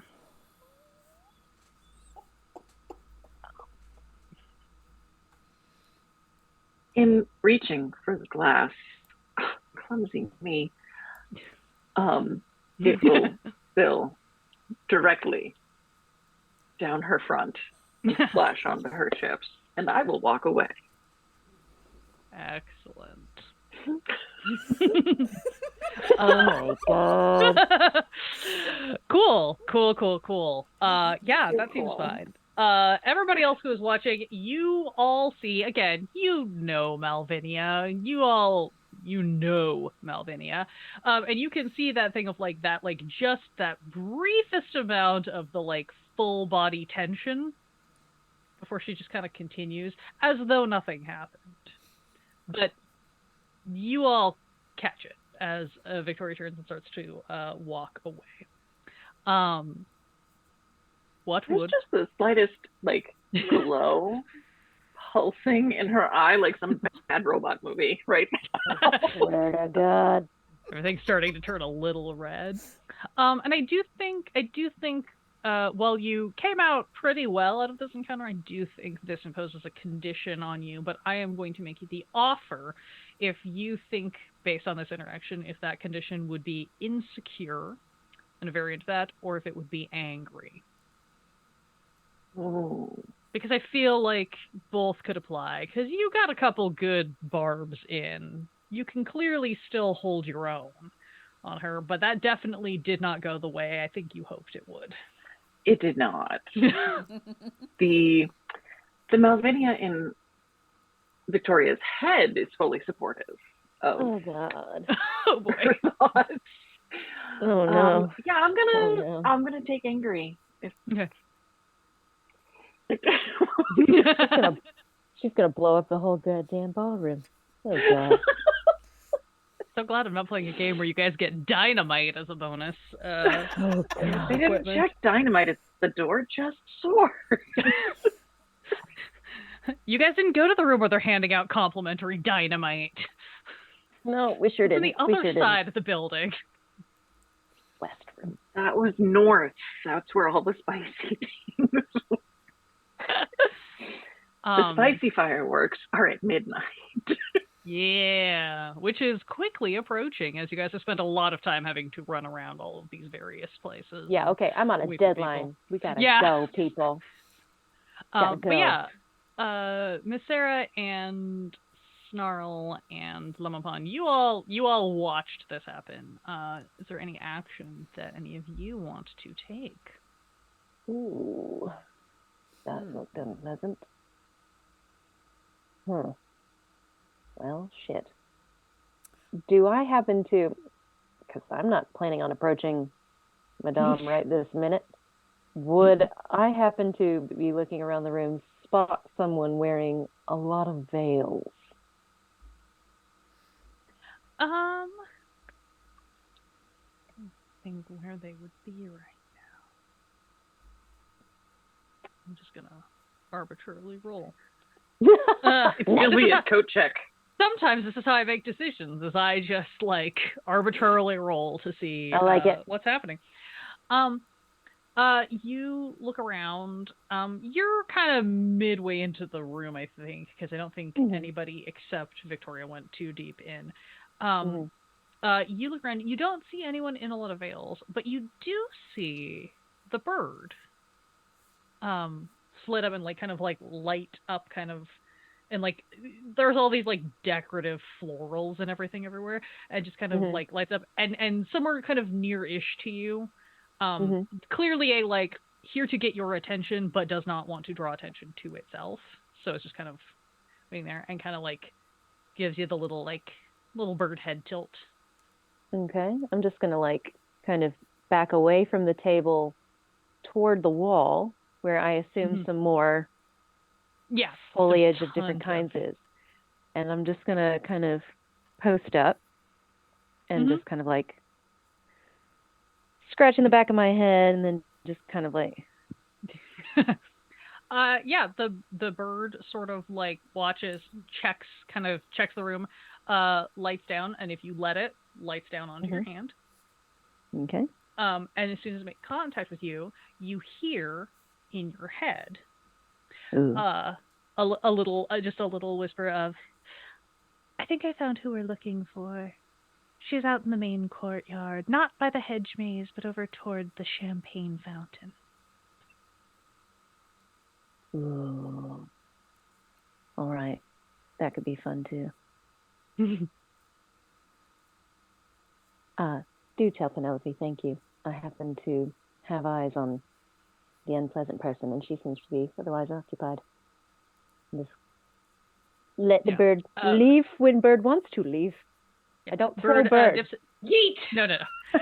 Bird dips its head, flutters around you in such a way that it sort of like brushes your cheek with its wing as it kind of flits by, and then just flitters back off. Even the birds are hot. Really? All the birds like me. What can I say? All the birds like me. Calm down, Snow White. This is the worst Disney movie. So many MPAA restrictions. My first come on attempt would have been to Penelope as like, are you one of the court of Disney? As soon as that bird came down, I was like, ooh. However, did you know? No.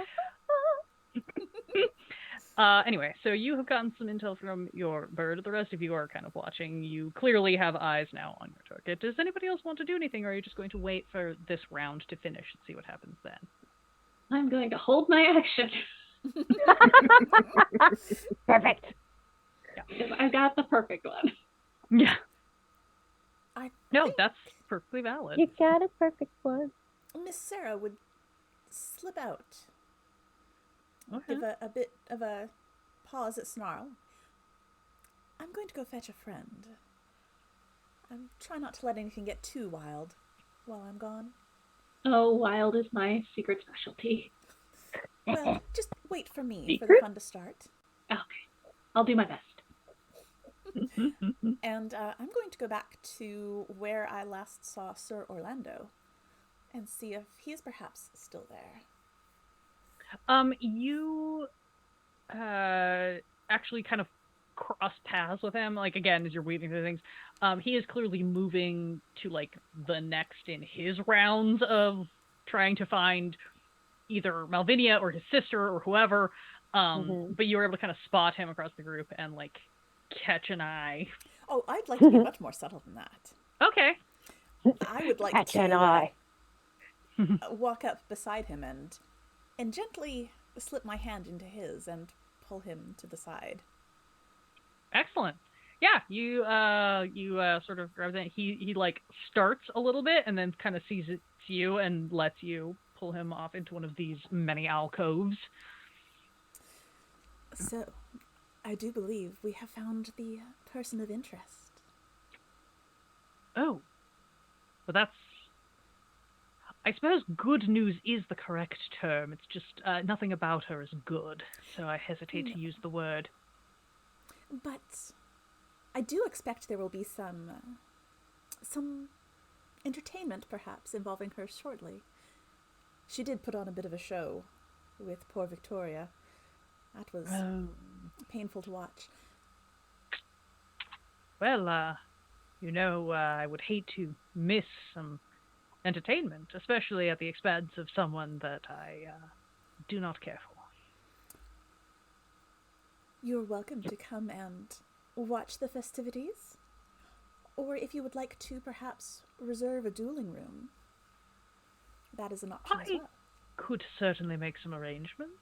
I think large enough for multiple parties, it sounds like. Well, it will be a group event. I will see what I can do. Where should I call upon you? We are in the East Gaming Suite at the moment. Are we? Yes. Yeah, okay. Yes. If you'll just send word, my good friend Snarl is by the door. Oh, yes, Madam Snarl. Impossible to miss. Should make it very easy to find you all. Wonderful. I don't suppose you all would mind if I perhaps invited a couple of my own friends just to stay in the vicinity in case anything should get out of hand. The more the merrier. Wonderful. Excellent. Perhaps this might be a bit forward of me, but once we've concluded events for that portion of the evening, if you're not doing anything else and would care to perhaps go take a look at the gardens, I haven't been out yet, so I certainly would be amenable to that option. Wonderful. Well, once we've dealt with this unpleasantness, perhaps we can close out the evening on a more Pleasant. Note. Turns absolutely bright red, bows very graciously, heads off in a very deliberate, like, I am on a mission to go do the thing. She'll just giggle a little bit. Wonderful. Snarl, you have hawk-eyed or knoll-eyed Alvinia as she is wrapping up her round. She, as surprised as none of you, wipes the floor with everyone left at the table in a round. Victoria, where did you go anywhere in particular after this exchange, or did you just sort of step away? I stepped away. If there's like a, I don't know, like a column in the room that isn't all the way back, by a door or an alcove or anything. And I just want to observe her for that final round. Sure. This is a kind of try to figure out how she's winning. Sure. This room, like, there's a bunch of walls. That's a great description. Hey. I do this professionally. I love Rooms it. have walls. This is an octagonally shaped room, so you can kind of pull away to a wall that is not at the door you came in from, but is sort of gives you a vantage point where you can keep an eye on things. Do you want to be where you can see her face, but then she can also see you? Do you want to be where you can just sort of like watch over her shoulder? Like, I kind of want to watch over her shoulder. Okay. And I don't know. I feel like Victoria would have become very attuned to what her various movements mean. Like with the spine straightening, angry, but yeah, if her shoulder twitches, she's looking in that direction, or just whatever her little tells might be. Okay. Because it was a glorious 9 months together, and and you want to know what went wrong. And I want to, if I can't figure out why she does not want me, I want to figure out how she is getting all of these riches. Because if I've been replaced by a desire for just more and more wealth, this is a point I need to be aware of. Sure. I mean, mostly I'm mad she's not spending it on me anymore. Yeah, I mean, I was gonna say, you're somewhere buried deep behind the emotion, your logical brain would remember that she's like always been this wealthy and also kind of this petty about it. But right now is not the time to quibble with that. Do you have a particular like playbook move that you would like to I don't use for this? That's okay. Weirdly, doesn't look like I can try to figure out a person without actually interacting with the person. I mean, because I can ask questions, but I can't really ask her any questions. Yeah, I was to say, figuring out a person is a wit roll. And I was going to say, let's have you do a wit roll anyway, because that's cleverness and knowledge, to see if you can sort of identify what it is that she's doing, if anything, to be able to win so cleanly. So yeah, let's go ahead and try that. It's not going to be a true figure out a person, so I'm not going to make you take the full anger penalty on it. Oh, because if I did, then I would spend the string to get +3, and my eerie companion gives me a +1. So I'd still be coming out of this at a +2. I was gonna make you only take a -1 because you're not directly interacting with her, so it's not necessarily continuing to fuel that. But But I will happily spend my string. If you want to spend your string to just get your answer. Yes. However, whenever my companion helps me, Its existence is obvious and alarming to ordinary people. All right. So how about this? I'm going to explain. Yeah. You're gonna pull up against the wall. I'm going to explain to you what you are able to identify in this observation, and then you explain to me what this looks like, so we can see how the rest of the room handles it. But yeah, you withdraw out to this room, and you start like very intently focusing on what she's doing, as your clouded eye suddenly glimmers with the rage of the scorned. It takes you a moment, because you can see how it's hard for anyone else to notice, because again, the like kind of dealer's hands are moving so quickly. She's maybe got some sort of like wind elemental magic or something that allows her to move a little bit faster than is comfortable for the normal eye to follow. But once you sort of pull your gaze away from that and you look at where Malvinia has positioned herself in the room, you look around and you remember that thought you had about, like, is there anybody here who's like her attendant or her or anything?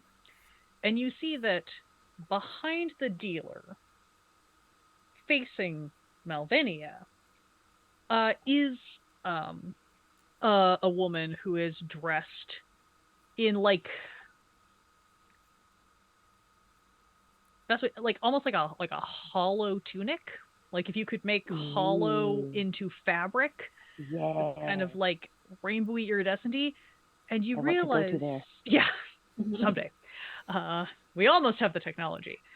But she's standing there. She's definitely dressed more as like some sort of attendant, and she's just sort of like kind of casually leaned up against the wall, similar to what you're doing. Has a drink in her hand, is chatting very casually with somebody else who also appears to be wearing some sort of like house colors, like maybe they're a footwoman or a servant of some sort.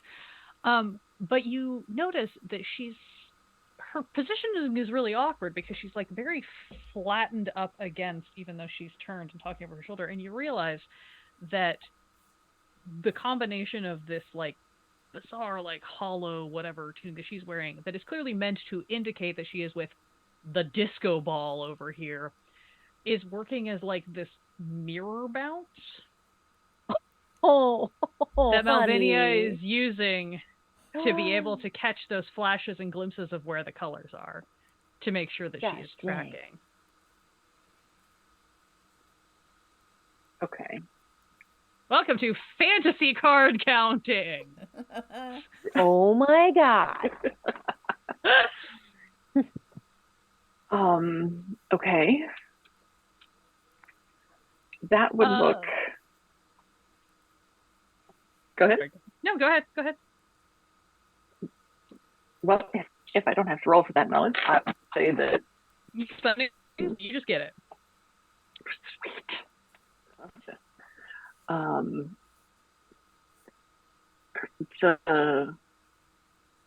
The eye goes all, glowy, and Jeremy kind of perks up, and it's not like big movements, but he also has that sort of iridescent pattern to him.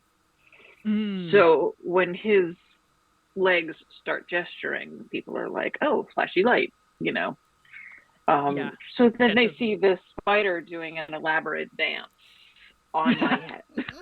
Peacock spider. Exactly. Yay! I love those. Jerry starts dancing. You immediately identify what's going on here and go, oh, that may not always be how she's doing it, but that's definitely how she's doing it right now, and that makes sense.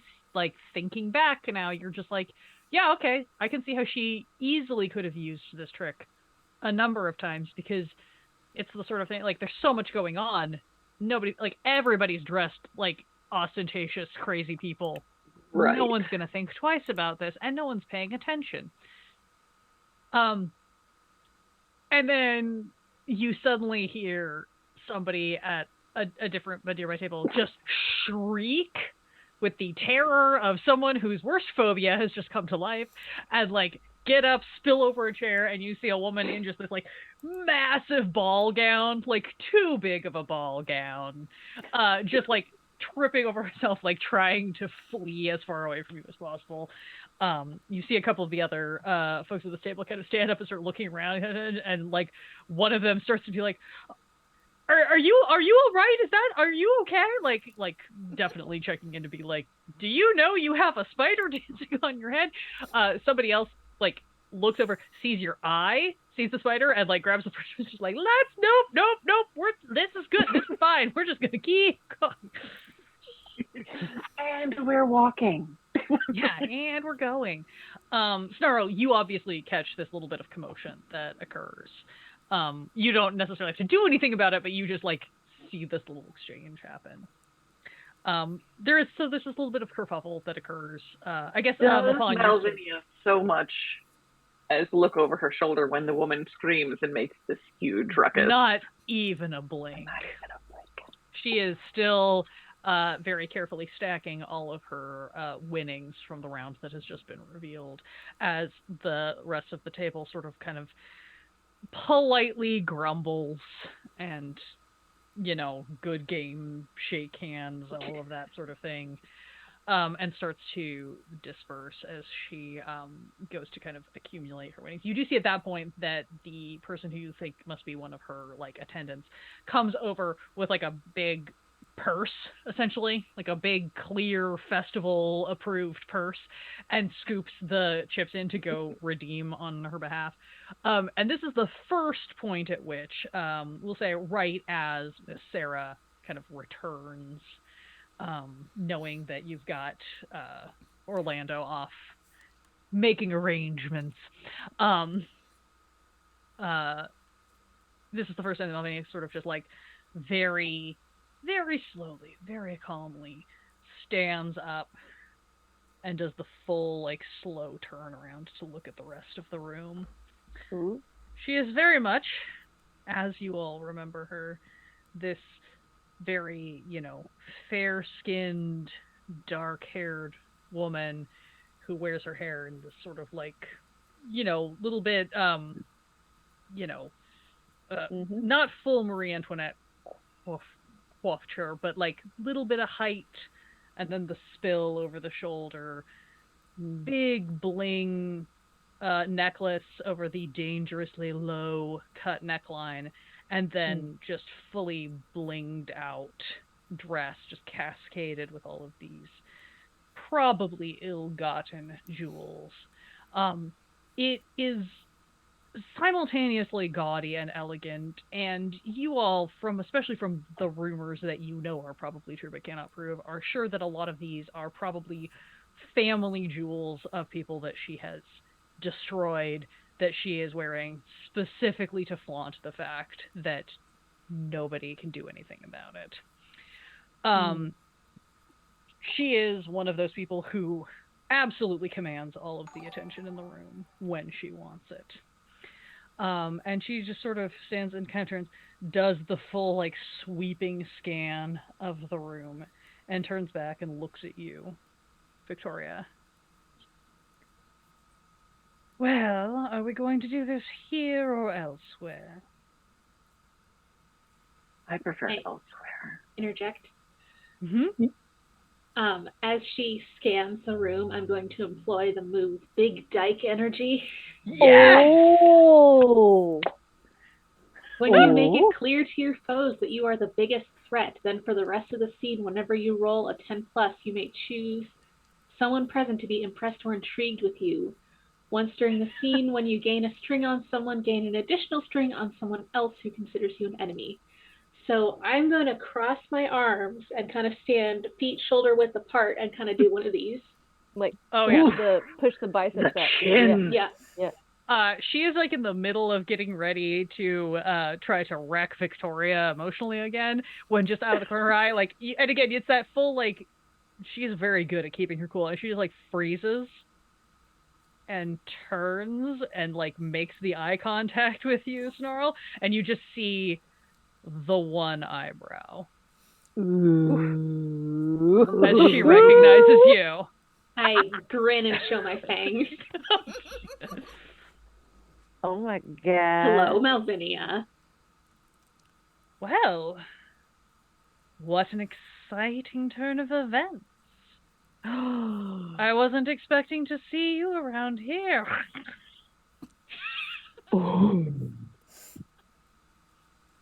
I Her go by accent's so Snarl good. these days. Finally, stepping down to the lower echelons where you belong? No, because if I stayed at the lower echelons, everyone would still be calling me.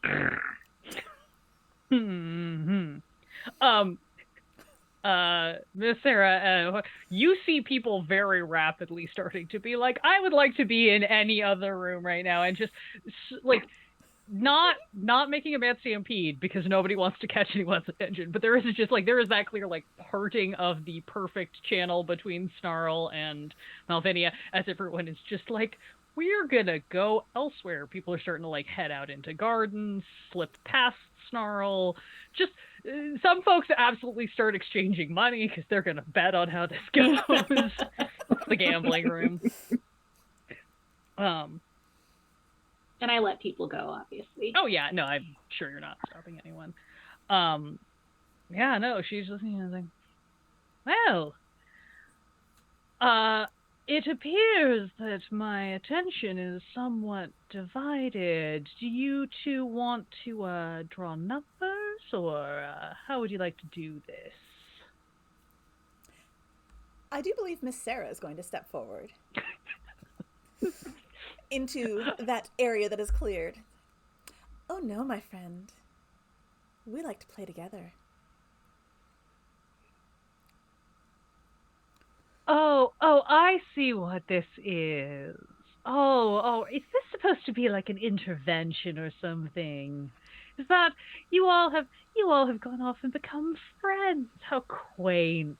How lovely for all of you. Well, this is certainly a turn now, isn't it? Bhavon, are you gonna make yourself known, or do you want to stay invisible? You are in a position where you can kind of keep yourself hidden, or you can join in this fray. I think I want to watch. Excellent. You just stay kind of tucked back against this foliage. Just Yeah, there's a wait and see cute what happens. turquoise person later. There's a girl dressed in veils next to the champagne fountain. I'll watch this You for got a little options. bit. I got options.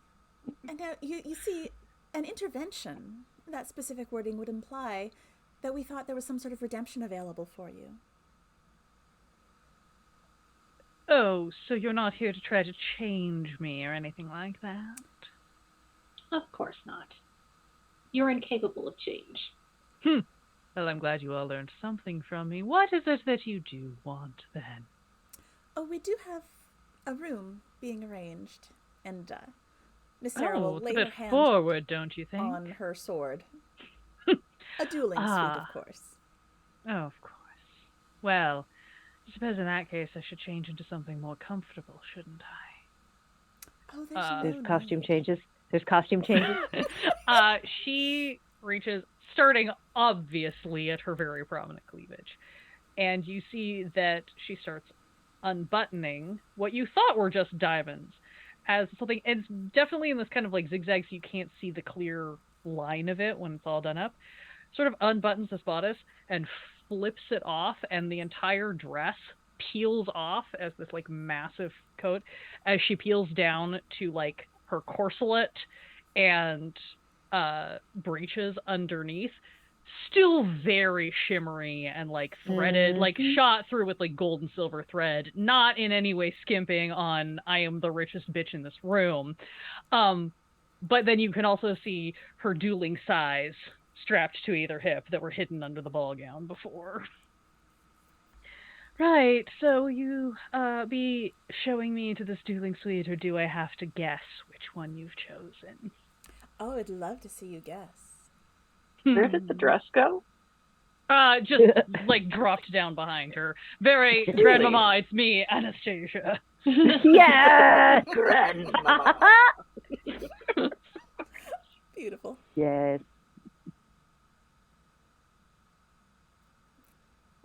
Did you say she had 2 swords? Yes, she has dueling size, Oh, okay. so she's a dual wielder. Oh, are we finally doing that 3-way? 1, 2, 3. I think at this point it's an orgy. Perfect. Whatever works.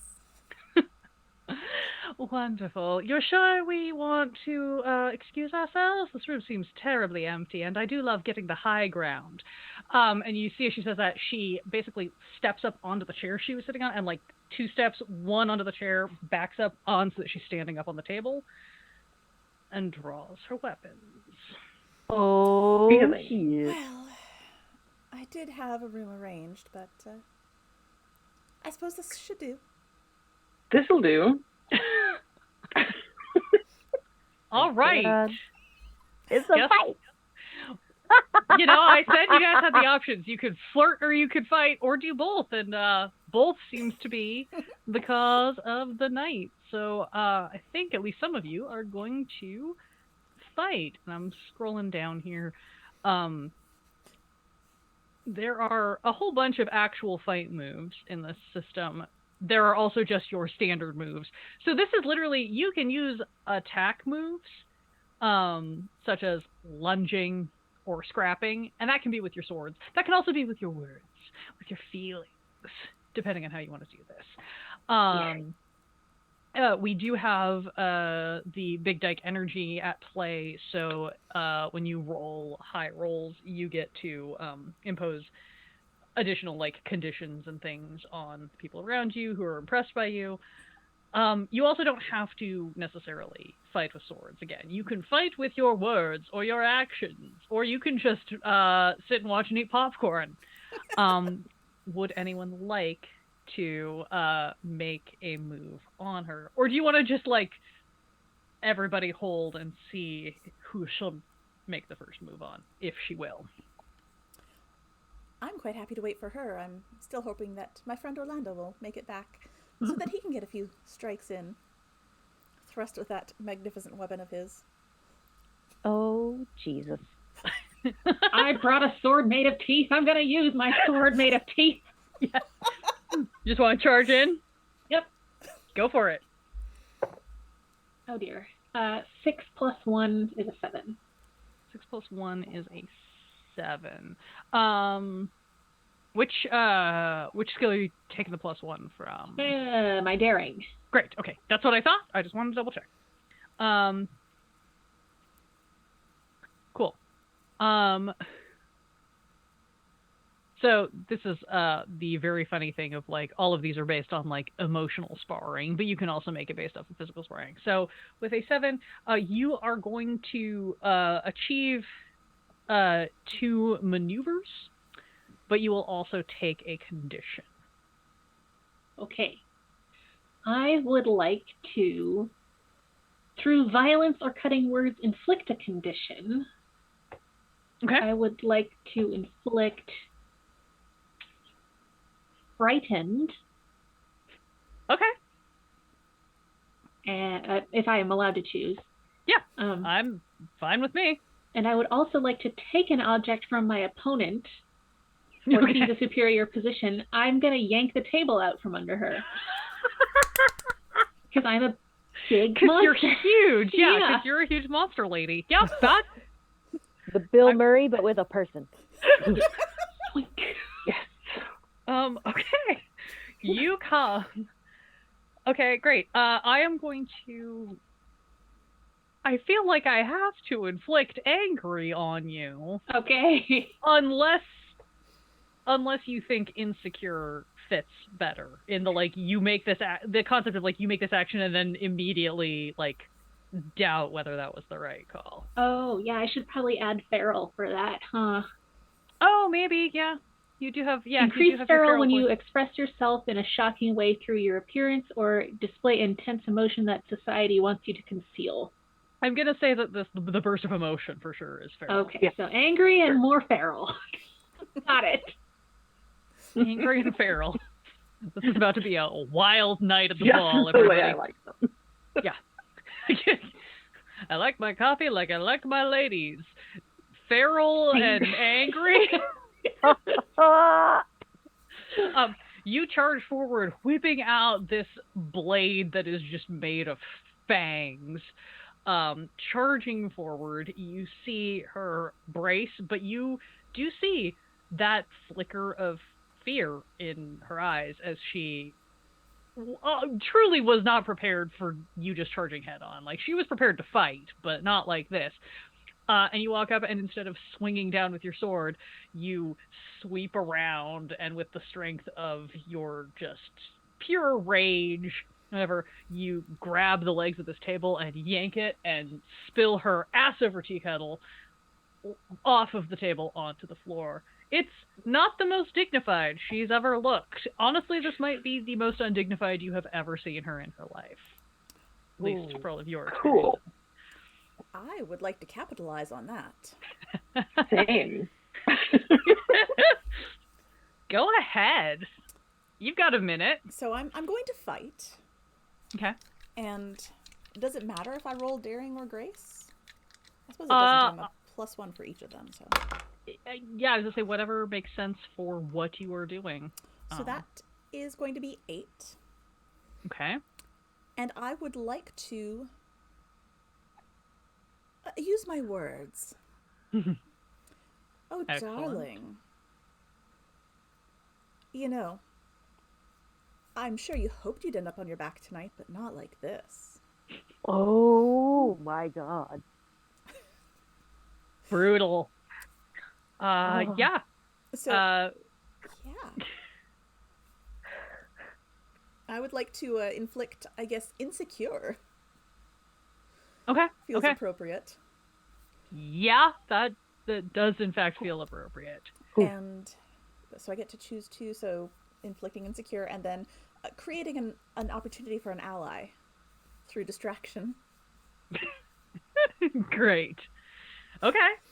Yeah, I'm gonna say that absolutely means that Victoria, you can take a move before she gets to respond to anything. Cool.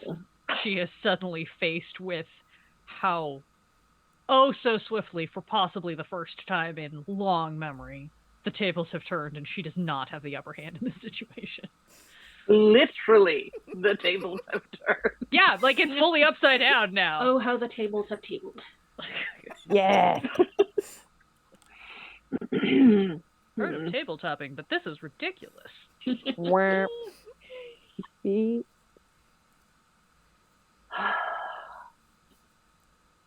Okay. Am I within a reasonable, like in my position, I would like to be positioned between like where she was and where she is. Like she was on the table, now she's off. So I'm picturing, because of where you were positioned to watch, I'm saying that like probably on the plane of the field, if you will. You are probably about even with Snarl's current position, because Snarl, to use traditional terms, Snarl would be in melee range of her. You would be able to like quickly get up into there. You're not necessarily going to be able to get between Snarl and Malvinia, because the thing between them currently is the flipped over table that she was just knocked off of. Right. But you could get like right up kind of next to them if you wanted to be there. I kind of don't. Okay, you also don't have to. I want to pick up the dress. Oh, that would I would say that is either next to or right behind where Snarl is, because she like flipped it off and then kind of stepped up onto the table. So now she right, is and then further Snarl back. came in, yeeted her. Yeah, so you could probably walk up like next to Snarl and just pick that up. Sure. Yeah, so I'm just gonna pick that up. Yeah, it weighs like 70 pounds. That's fine. You're it's that reminder of like, oh, she has actually a lot of muscle under all of those curves, because she wears this sort of stuff on the reg. I remember. Yeah, you've got a massive dress that's just encrusted in jewels. Nice. That's cool. And I would like to bring it to our friend with the popcorn. Mm-hmm. I'm sure I can't do that all in one, but I will have picked up the No, dress. that's not really how moves work. So I'll say you could just like scoop it up and head off to the corner. Like, all right, they've got this handled. That's being handled. I'll come back if they need me. Fair enough. Fair enough. I'm just scanning a couple of things to see if I've got any fun shit I can use against you all. Ha ha! Let's go. Your rapier wit Yeah. has been used quite effectively. The only skill I have is a GM, so this actually is a custom-made game for me. Nice. Malvinia does her best to recover, sort of like, and tries to turn getting up off of her ass into a sort of like slinky, graceful maneuver. Absolutely trying to put that immediate spin of like, I totally meant for that to happen into her movement. So she's a cat. Kind of. Bend and snap. Yeah. But she sort of like, eases herself up, definitely making sure to display the assets that once works to charm all of you, and maybe it'll work again. Although she seems maybe less sure about that certainty than she used to, even 5 minutes ago. As she sort of gets up, reaches up, pulls several like pins and ribbons out of her hair and sort of shakes it out and just goes, well, I see you all maybe have some feelings that need to be worked out. I'm terribly sorry. That's not really my best game. Can I recommend to you a therapist? I know one who does wonders for me whenever I'm feeling bad about myself. Oh, my darling. That is so generous of you. But believe me, I've worked through my feelings. Now I simply seek to protect the innocent. Oh, sweetheart, no one's innocent. Well, you should know that by now. All things are relative, and the innocent relative to you, of course. I hope they're not my relatives. That's a line even I don't want to cross. What is your sense of adventure? I wouldn't put anything past you. And everyone takes 1 point of, oh no, damage. Oh no. Oh no. Snorrel, you definitely still have the upper hand here, as you are just exuding your mass and your might and your bestial rage. BDE.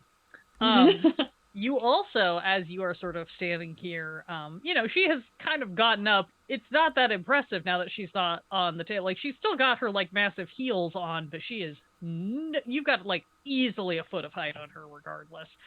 But you do hear, everybody technically hears, but you do hear, like, footsteps kind of, like, running down the corridor toward you guys. So somebody's on their way. I think I'm gonna hit her again. Hit her again. Hit her again. Hit her again. Hit her again. Would you like to hit her with your sword or with your words? With nothing, because with something, because I got a 6 + 1 is 7. I'm going to hit her with my sword again. Yeah. Do I inflict another condition? Or is it just the one time? I'm just double checking to see.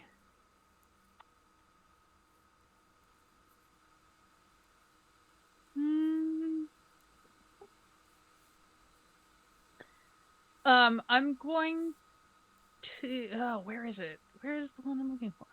I'm gonna say that you're not gonna inherently inflict another condition, but you are gonna cause her to stagger.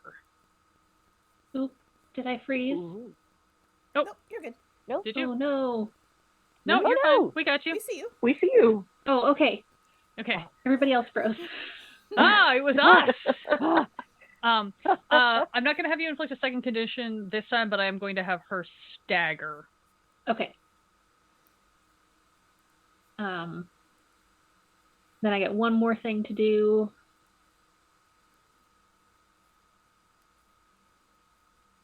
Actually, I guess it would inflict another condition, now that I'm looking at it. It just has to be a different condition. She's already under 2. I'm going to take an object from my opponent, and I'm going to take one of her size. Okay. Yeah, if you want to just, like, wrestle one of these, wrestle/parry one of these out of her hands, Yep. You can absolutely, do that. Scrolling between too many tabs. Sorry, y'all. Okay. New system, much to learn. Yes, it's very well laid out. I will say that the free PDFs that they make available have everything in one place.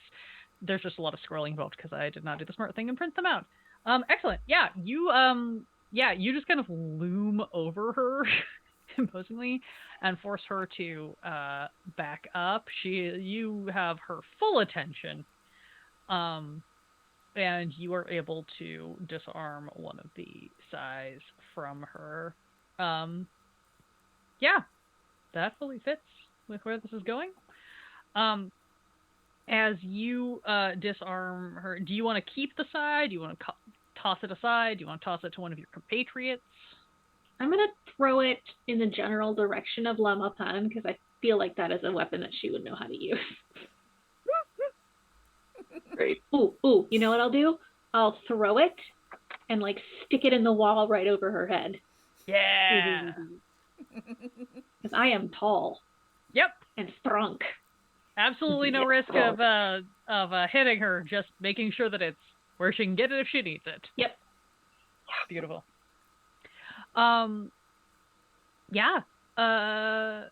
You guys hear these footsteps have gotten closer and closer, and those of you who are facing the door or near the doorway, the main doorway that you guys originally entered from, see Sir Orlando come kind of like skidding up with his big ass cloud sword that's the size of him, like fully like out and ready to go.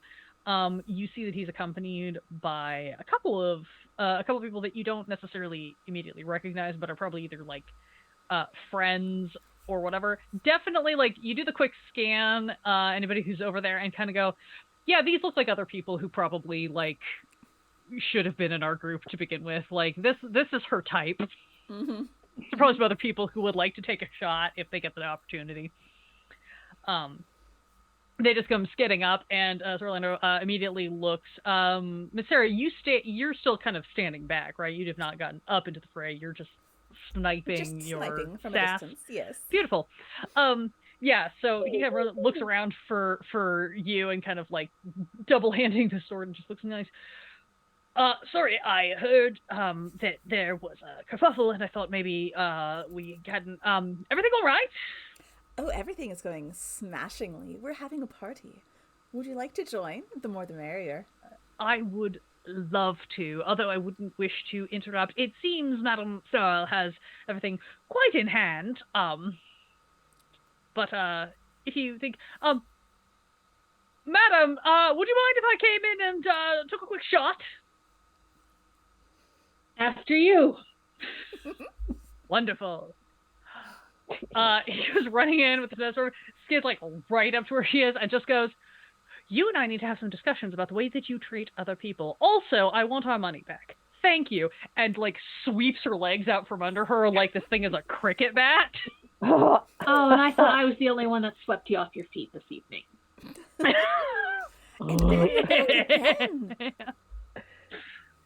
Yeah, fully like hits back, and you guys hear the like of like her breath going out of her chest as she just slams hard. And Orlando turns, bows very deeply to you, snarling, and says, thank you, I've been waiting about 5 years to do that. It was very cathartic. Please continue. Snarl does kind of an awkward digitigrade curtsy. Yeah. He just like sword over the shoulder and like takes a couple steps back to allow you to continue what you were doing. Continue wailing on her. Yeah, just continue. You see, this blow was aggressive enough that like her other side kind of flew out of her hand, and she just sort of on her back, just sort of like puts her hands up and goes, "Right, all right, you've made your point. What do you want?" Well, I believe we could begin by binding you. And Miss Sarah is going to reach around her waist and undo what had looked like a corded belt, but is a piece of rope. A very nice piece of rope. God. Oh, and, God. We will bind your hands. We will take you to the authorities. And I do believe that the dress has the majority of the evidence that we need to make our case against you.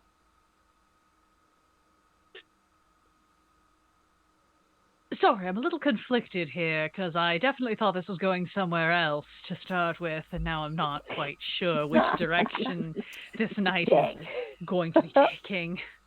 Well, I'm going to have a great deal of fun. I think you're going to have substantially less. I guess it won't be the first time I've had to, use my mouth to get out of a situation. Right. Well, please continue. And she just sort of like lays there and holds up her wrists.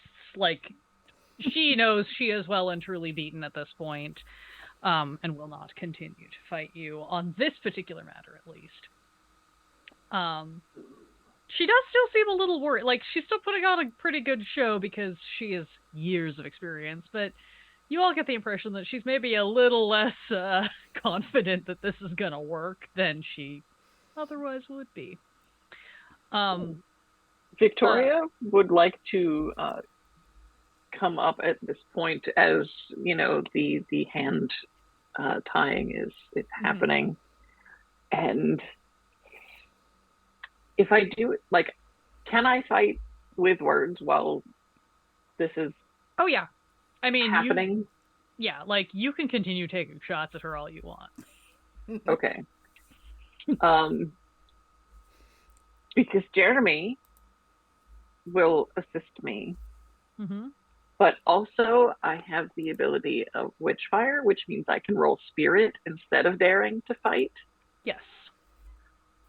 But it's very conspicuous when I do that.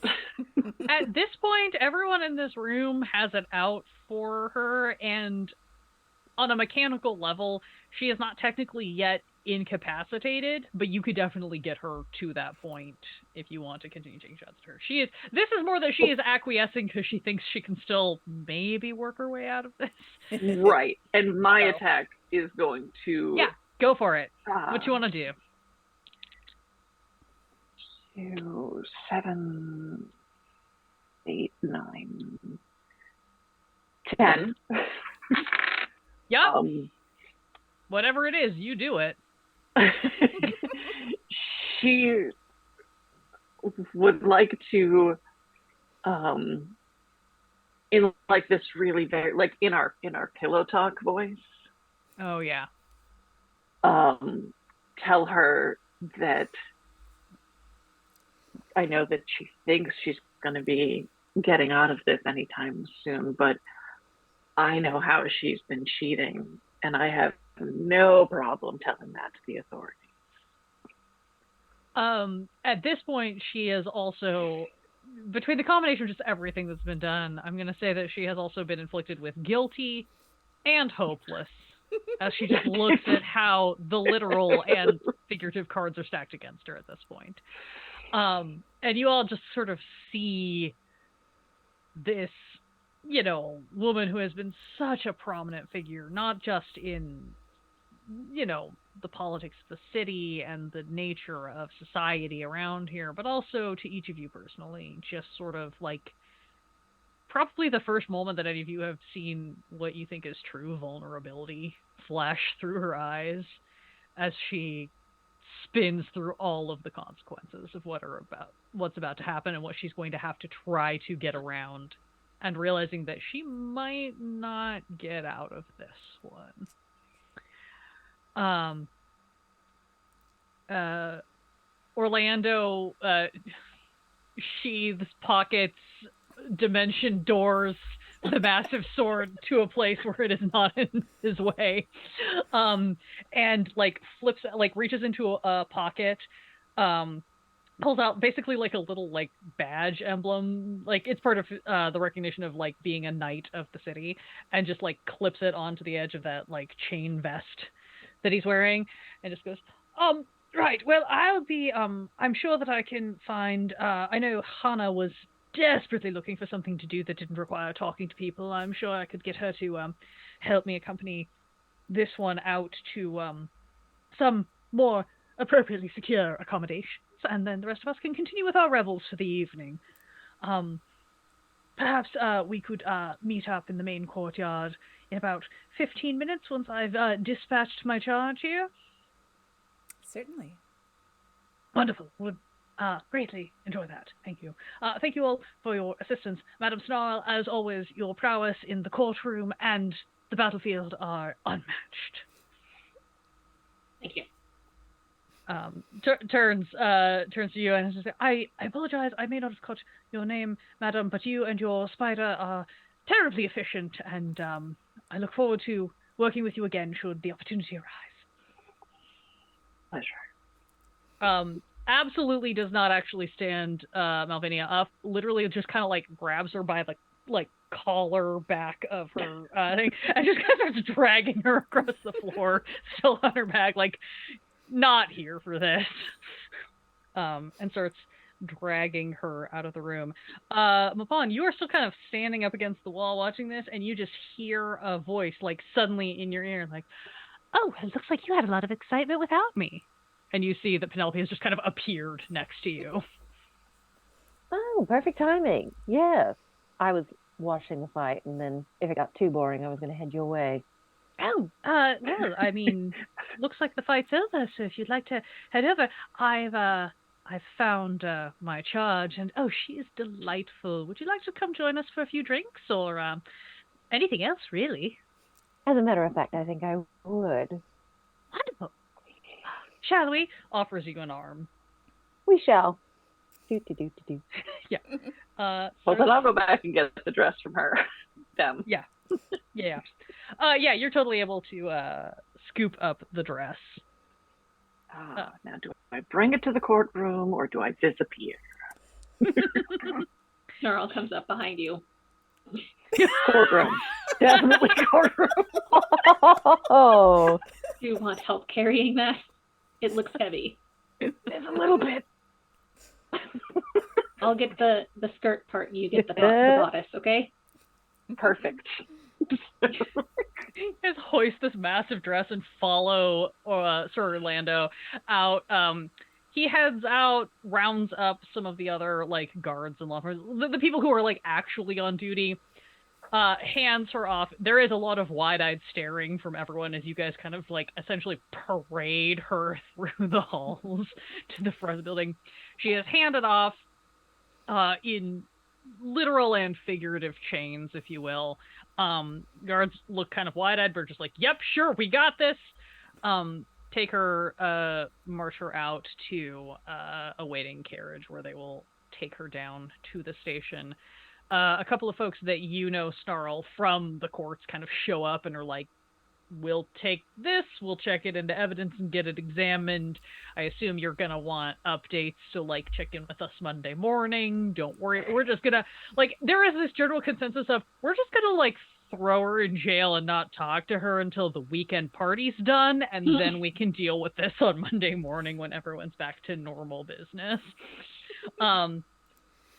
One of the folks that you know who is, like, a courtroom attendant or whatever, Snarl, assures you that she will make sure that, you all, like, if this all, like, works out and proves true, then you all will have the cut of the bounty, because while some of these jewels probably need to be returned to, like, families, if everything you've said is true, a lot of it appears to be her original personal wealth, and she's not going to be needing that anymore.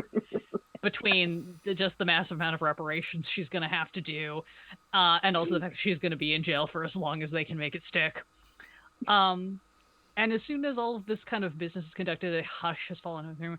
There is just this eruption of cheers and applause and like champagne corks pop and everyone just the excitement of like whether or not they care about specifically what happened, it's the fact that something dramatic happened at the ball and was resolved in this like spectacularly wild fashion, as everything just sort of erupts around you. And you're able to resolve your evening. Snarl is just kind of standing there. You see Hana comes running up in her like, again, flounce of like 80s neon colors. And she's like, "That was amazing!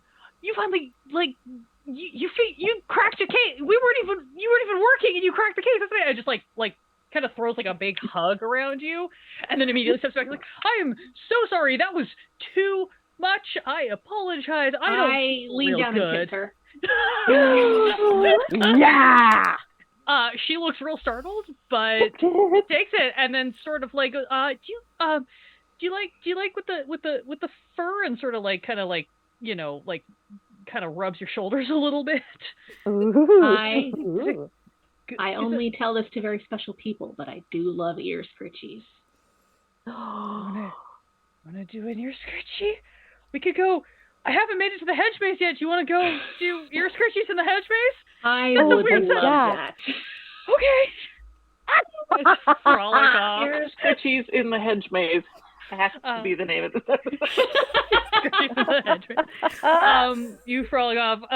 Mapon, you see once everything is kind of settled down, the little bird kind of comes and like leads you over out into the gardens, where by the champagne fountain you find Penelope sitting with this like copper-skinned young woman who is simultaneously wearing like 100 layers of gauze and also nothing. It's like this weird just cloud of fabric swirling around her, and she kind of waves you over, and Penelope says, "Oh, excellent. This is Sophia. She's recently come into a fortune, and now that no one's out going to try to steal it from her tonight, we thought we'd all have a bit of fun. You like bubbly?" That I do, I say, as I like very suavely and like debonairly like take Sophia's hand and just like raise the knuckles to my lips. She blushes a little bit and just says, "Thank you. Penelope has told me a great deal about your exploits. I'd love to hear stories from you, though. I love stories." Penelope just like catches your eye and winks. Well, yes, I happen to have quite a few, as a matter of fact. And the three of you are able to settle in for a delightful evening of whatever it is that you all choose to do. Okay. Miss Sarah, Sir Orlando, once he has dispatched his proper business, comes, finds you, and very awkwardly but suavely offers you an arm and escorts you into the flower garden, where you sip cocktails and get into whatever juicy business you choose to for the rest of the evening. And Victoria. Well, I might suggest that if he has that dueling room still reserved. I do, in fact, still have a room reserved for the next 2 or so hours. Wasn't sure how long this was going to take. Well, you could show me how you handle that substantially large weapon of yours. I've been told it is a great skill, but that I'm quite proficient in it. So, madam. And you head off to a private room. And Victoria, is there anything or anyone that you would like to seek out for the rest of your evening? Having seen the thorough humiliation of the just, she could have had it all. No.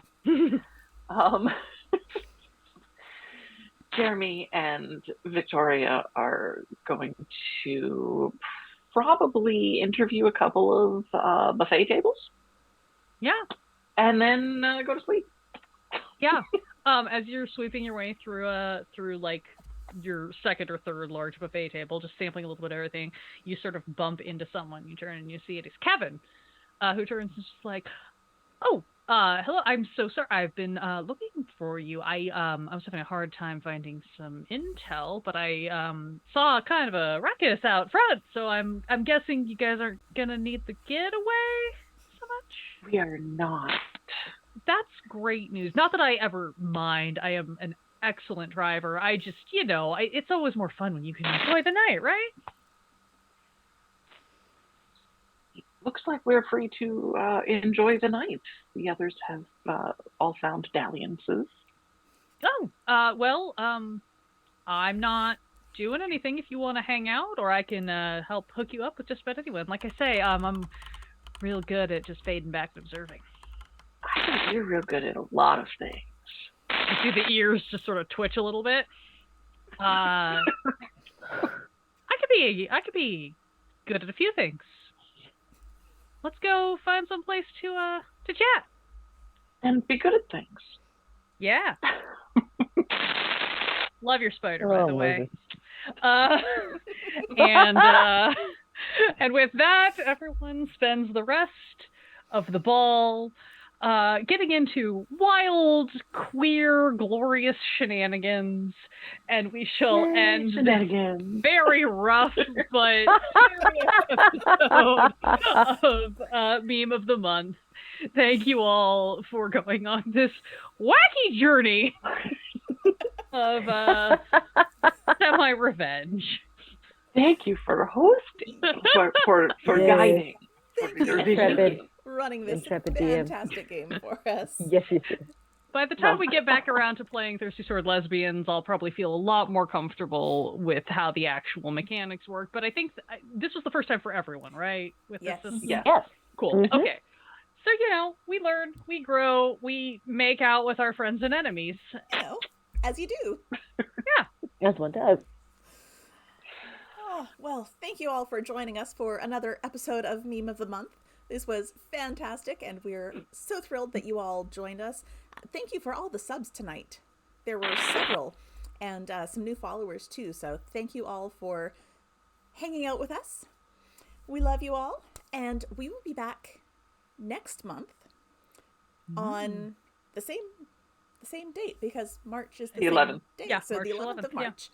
Yeah. And I do believe our friend Katie might be the one running the game for us that time. So hi, it me. Yes. Come back in a month to see more of us being what we are. Chaotic. Until next time, have a lovely evening, and we'll see you then. Bye. Bye.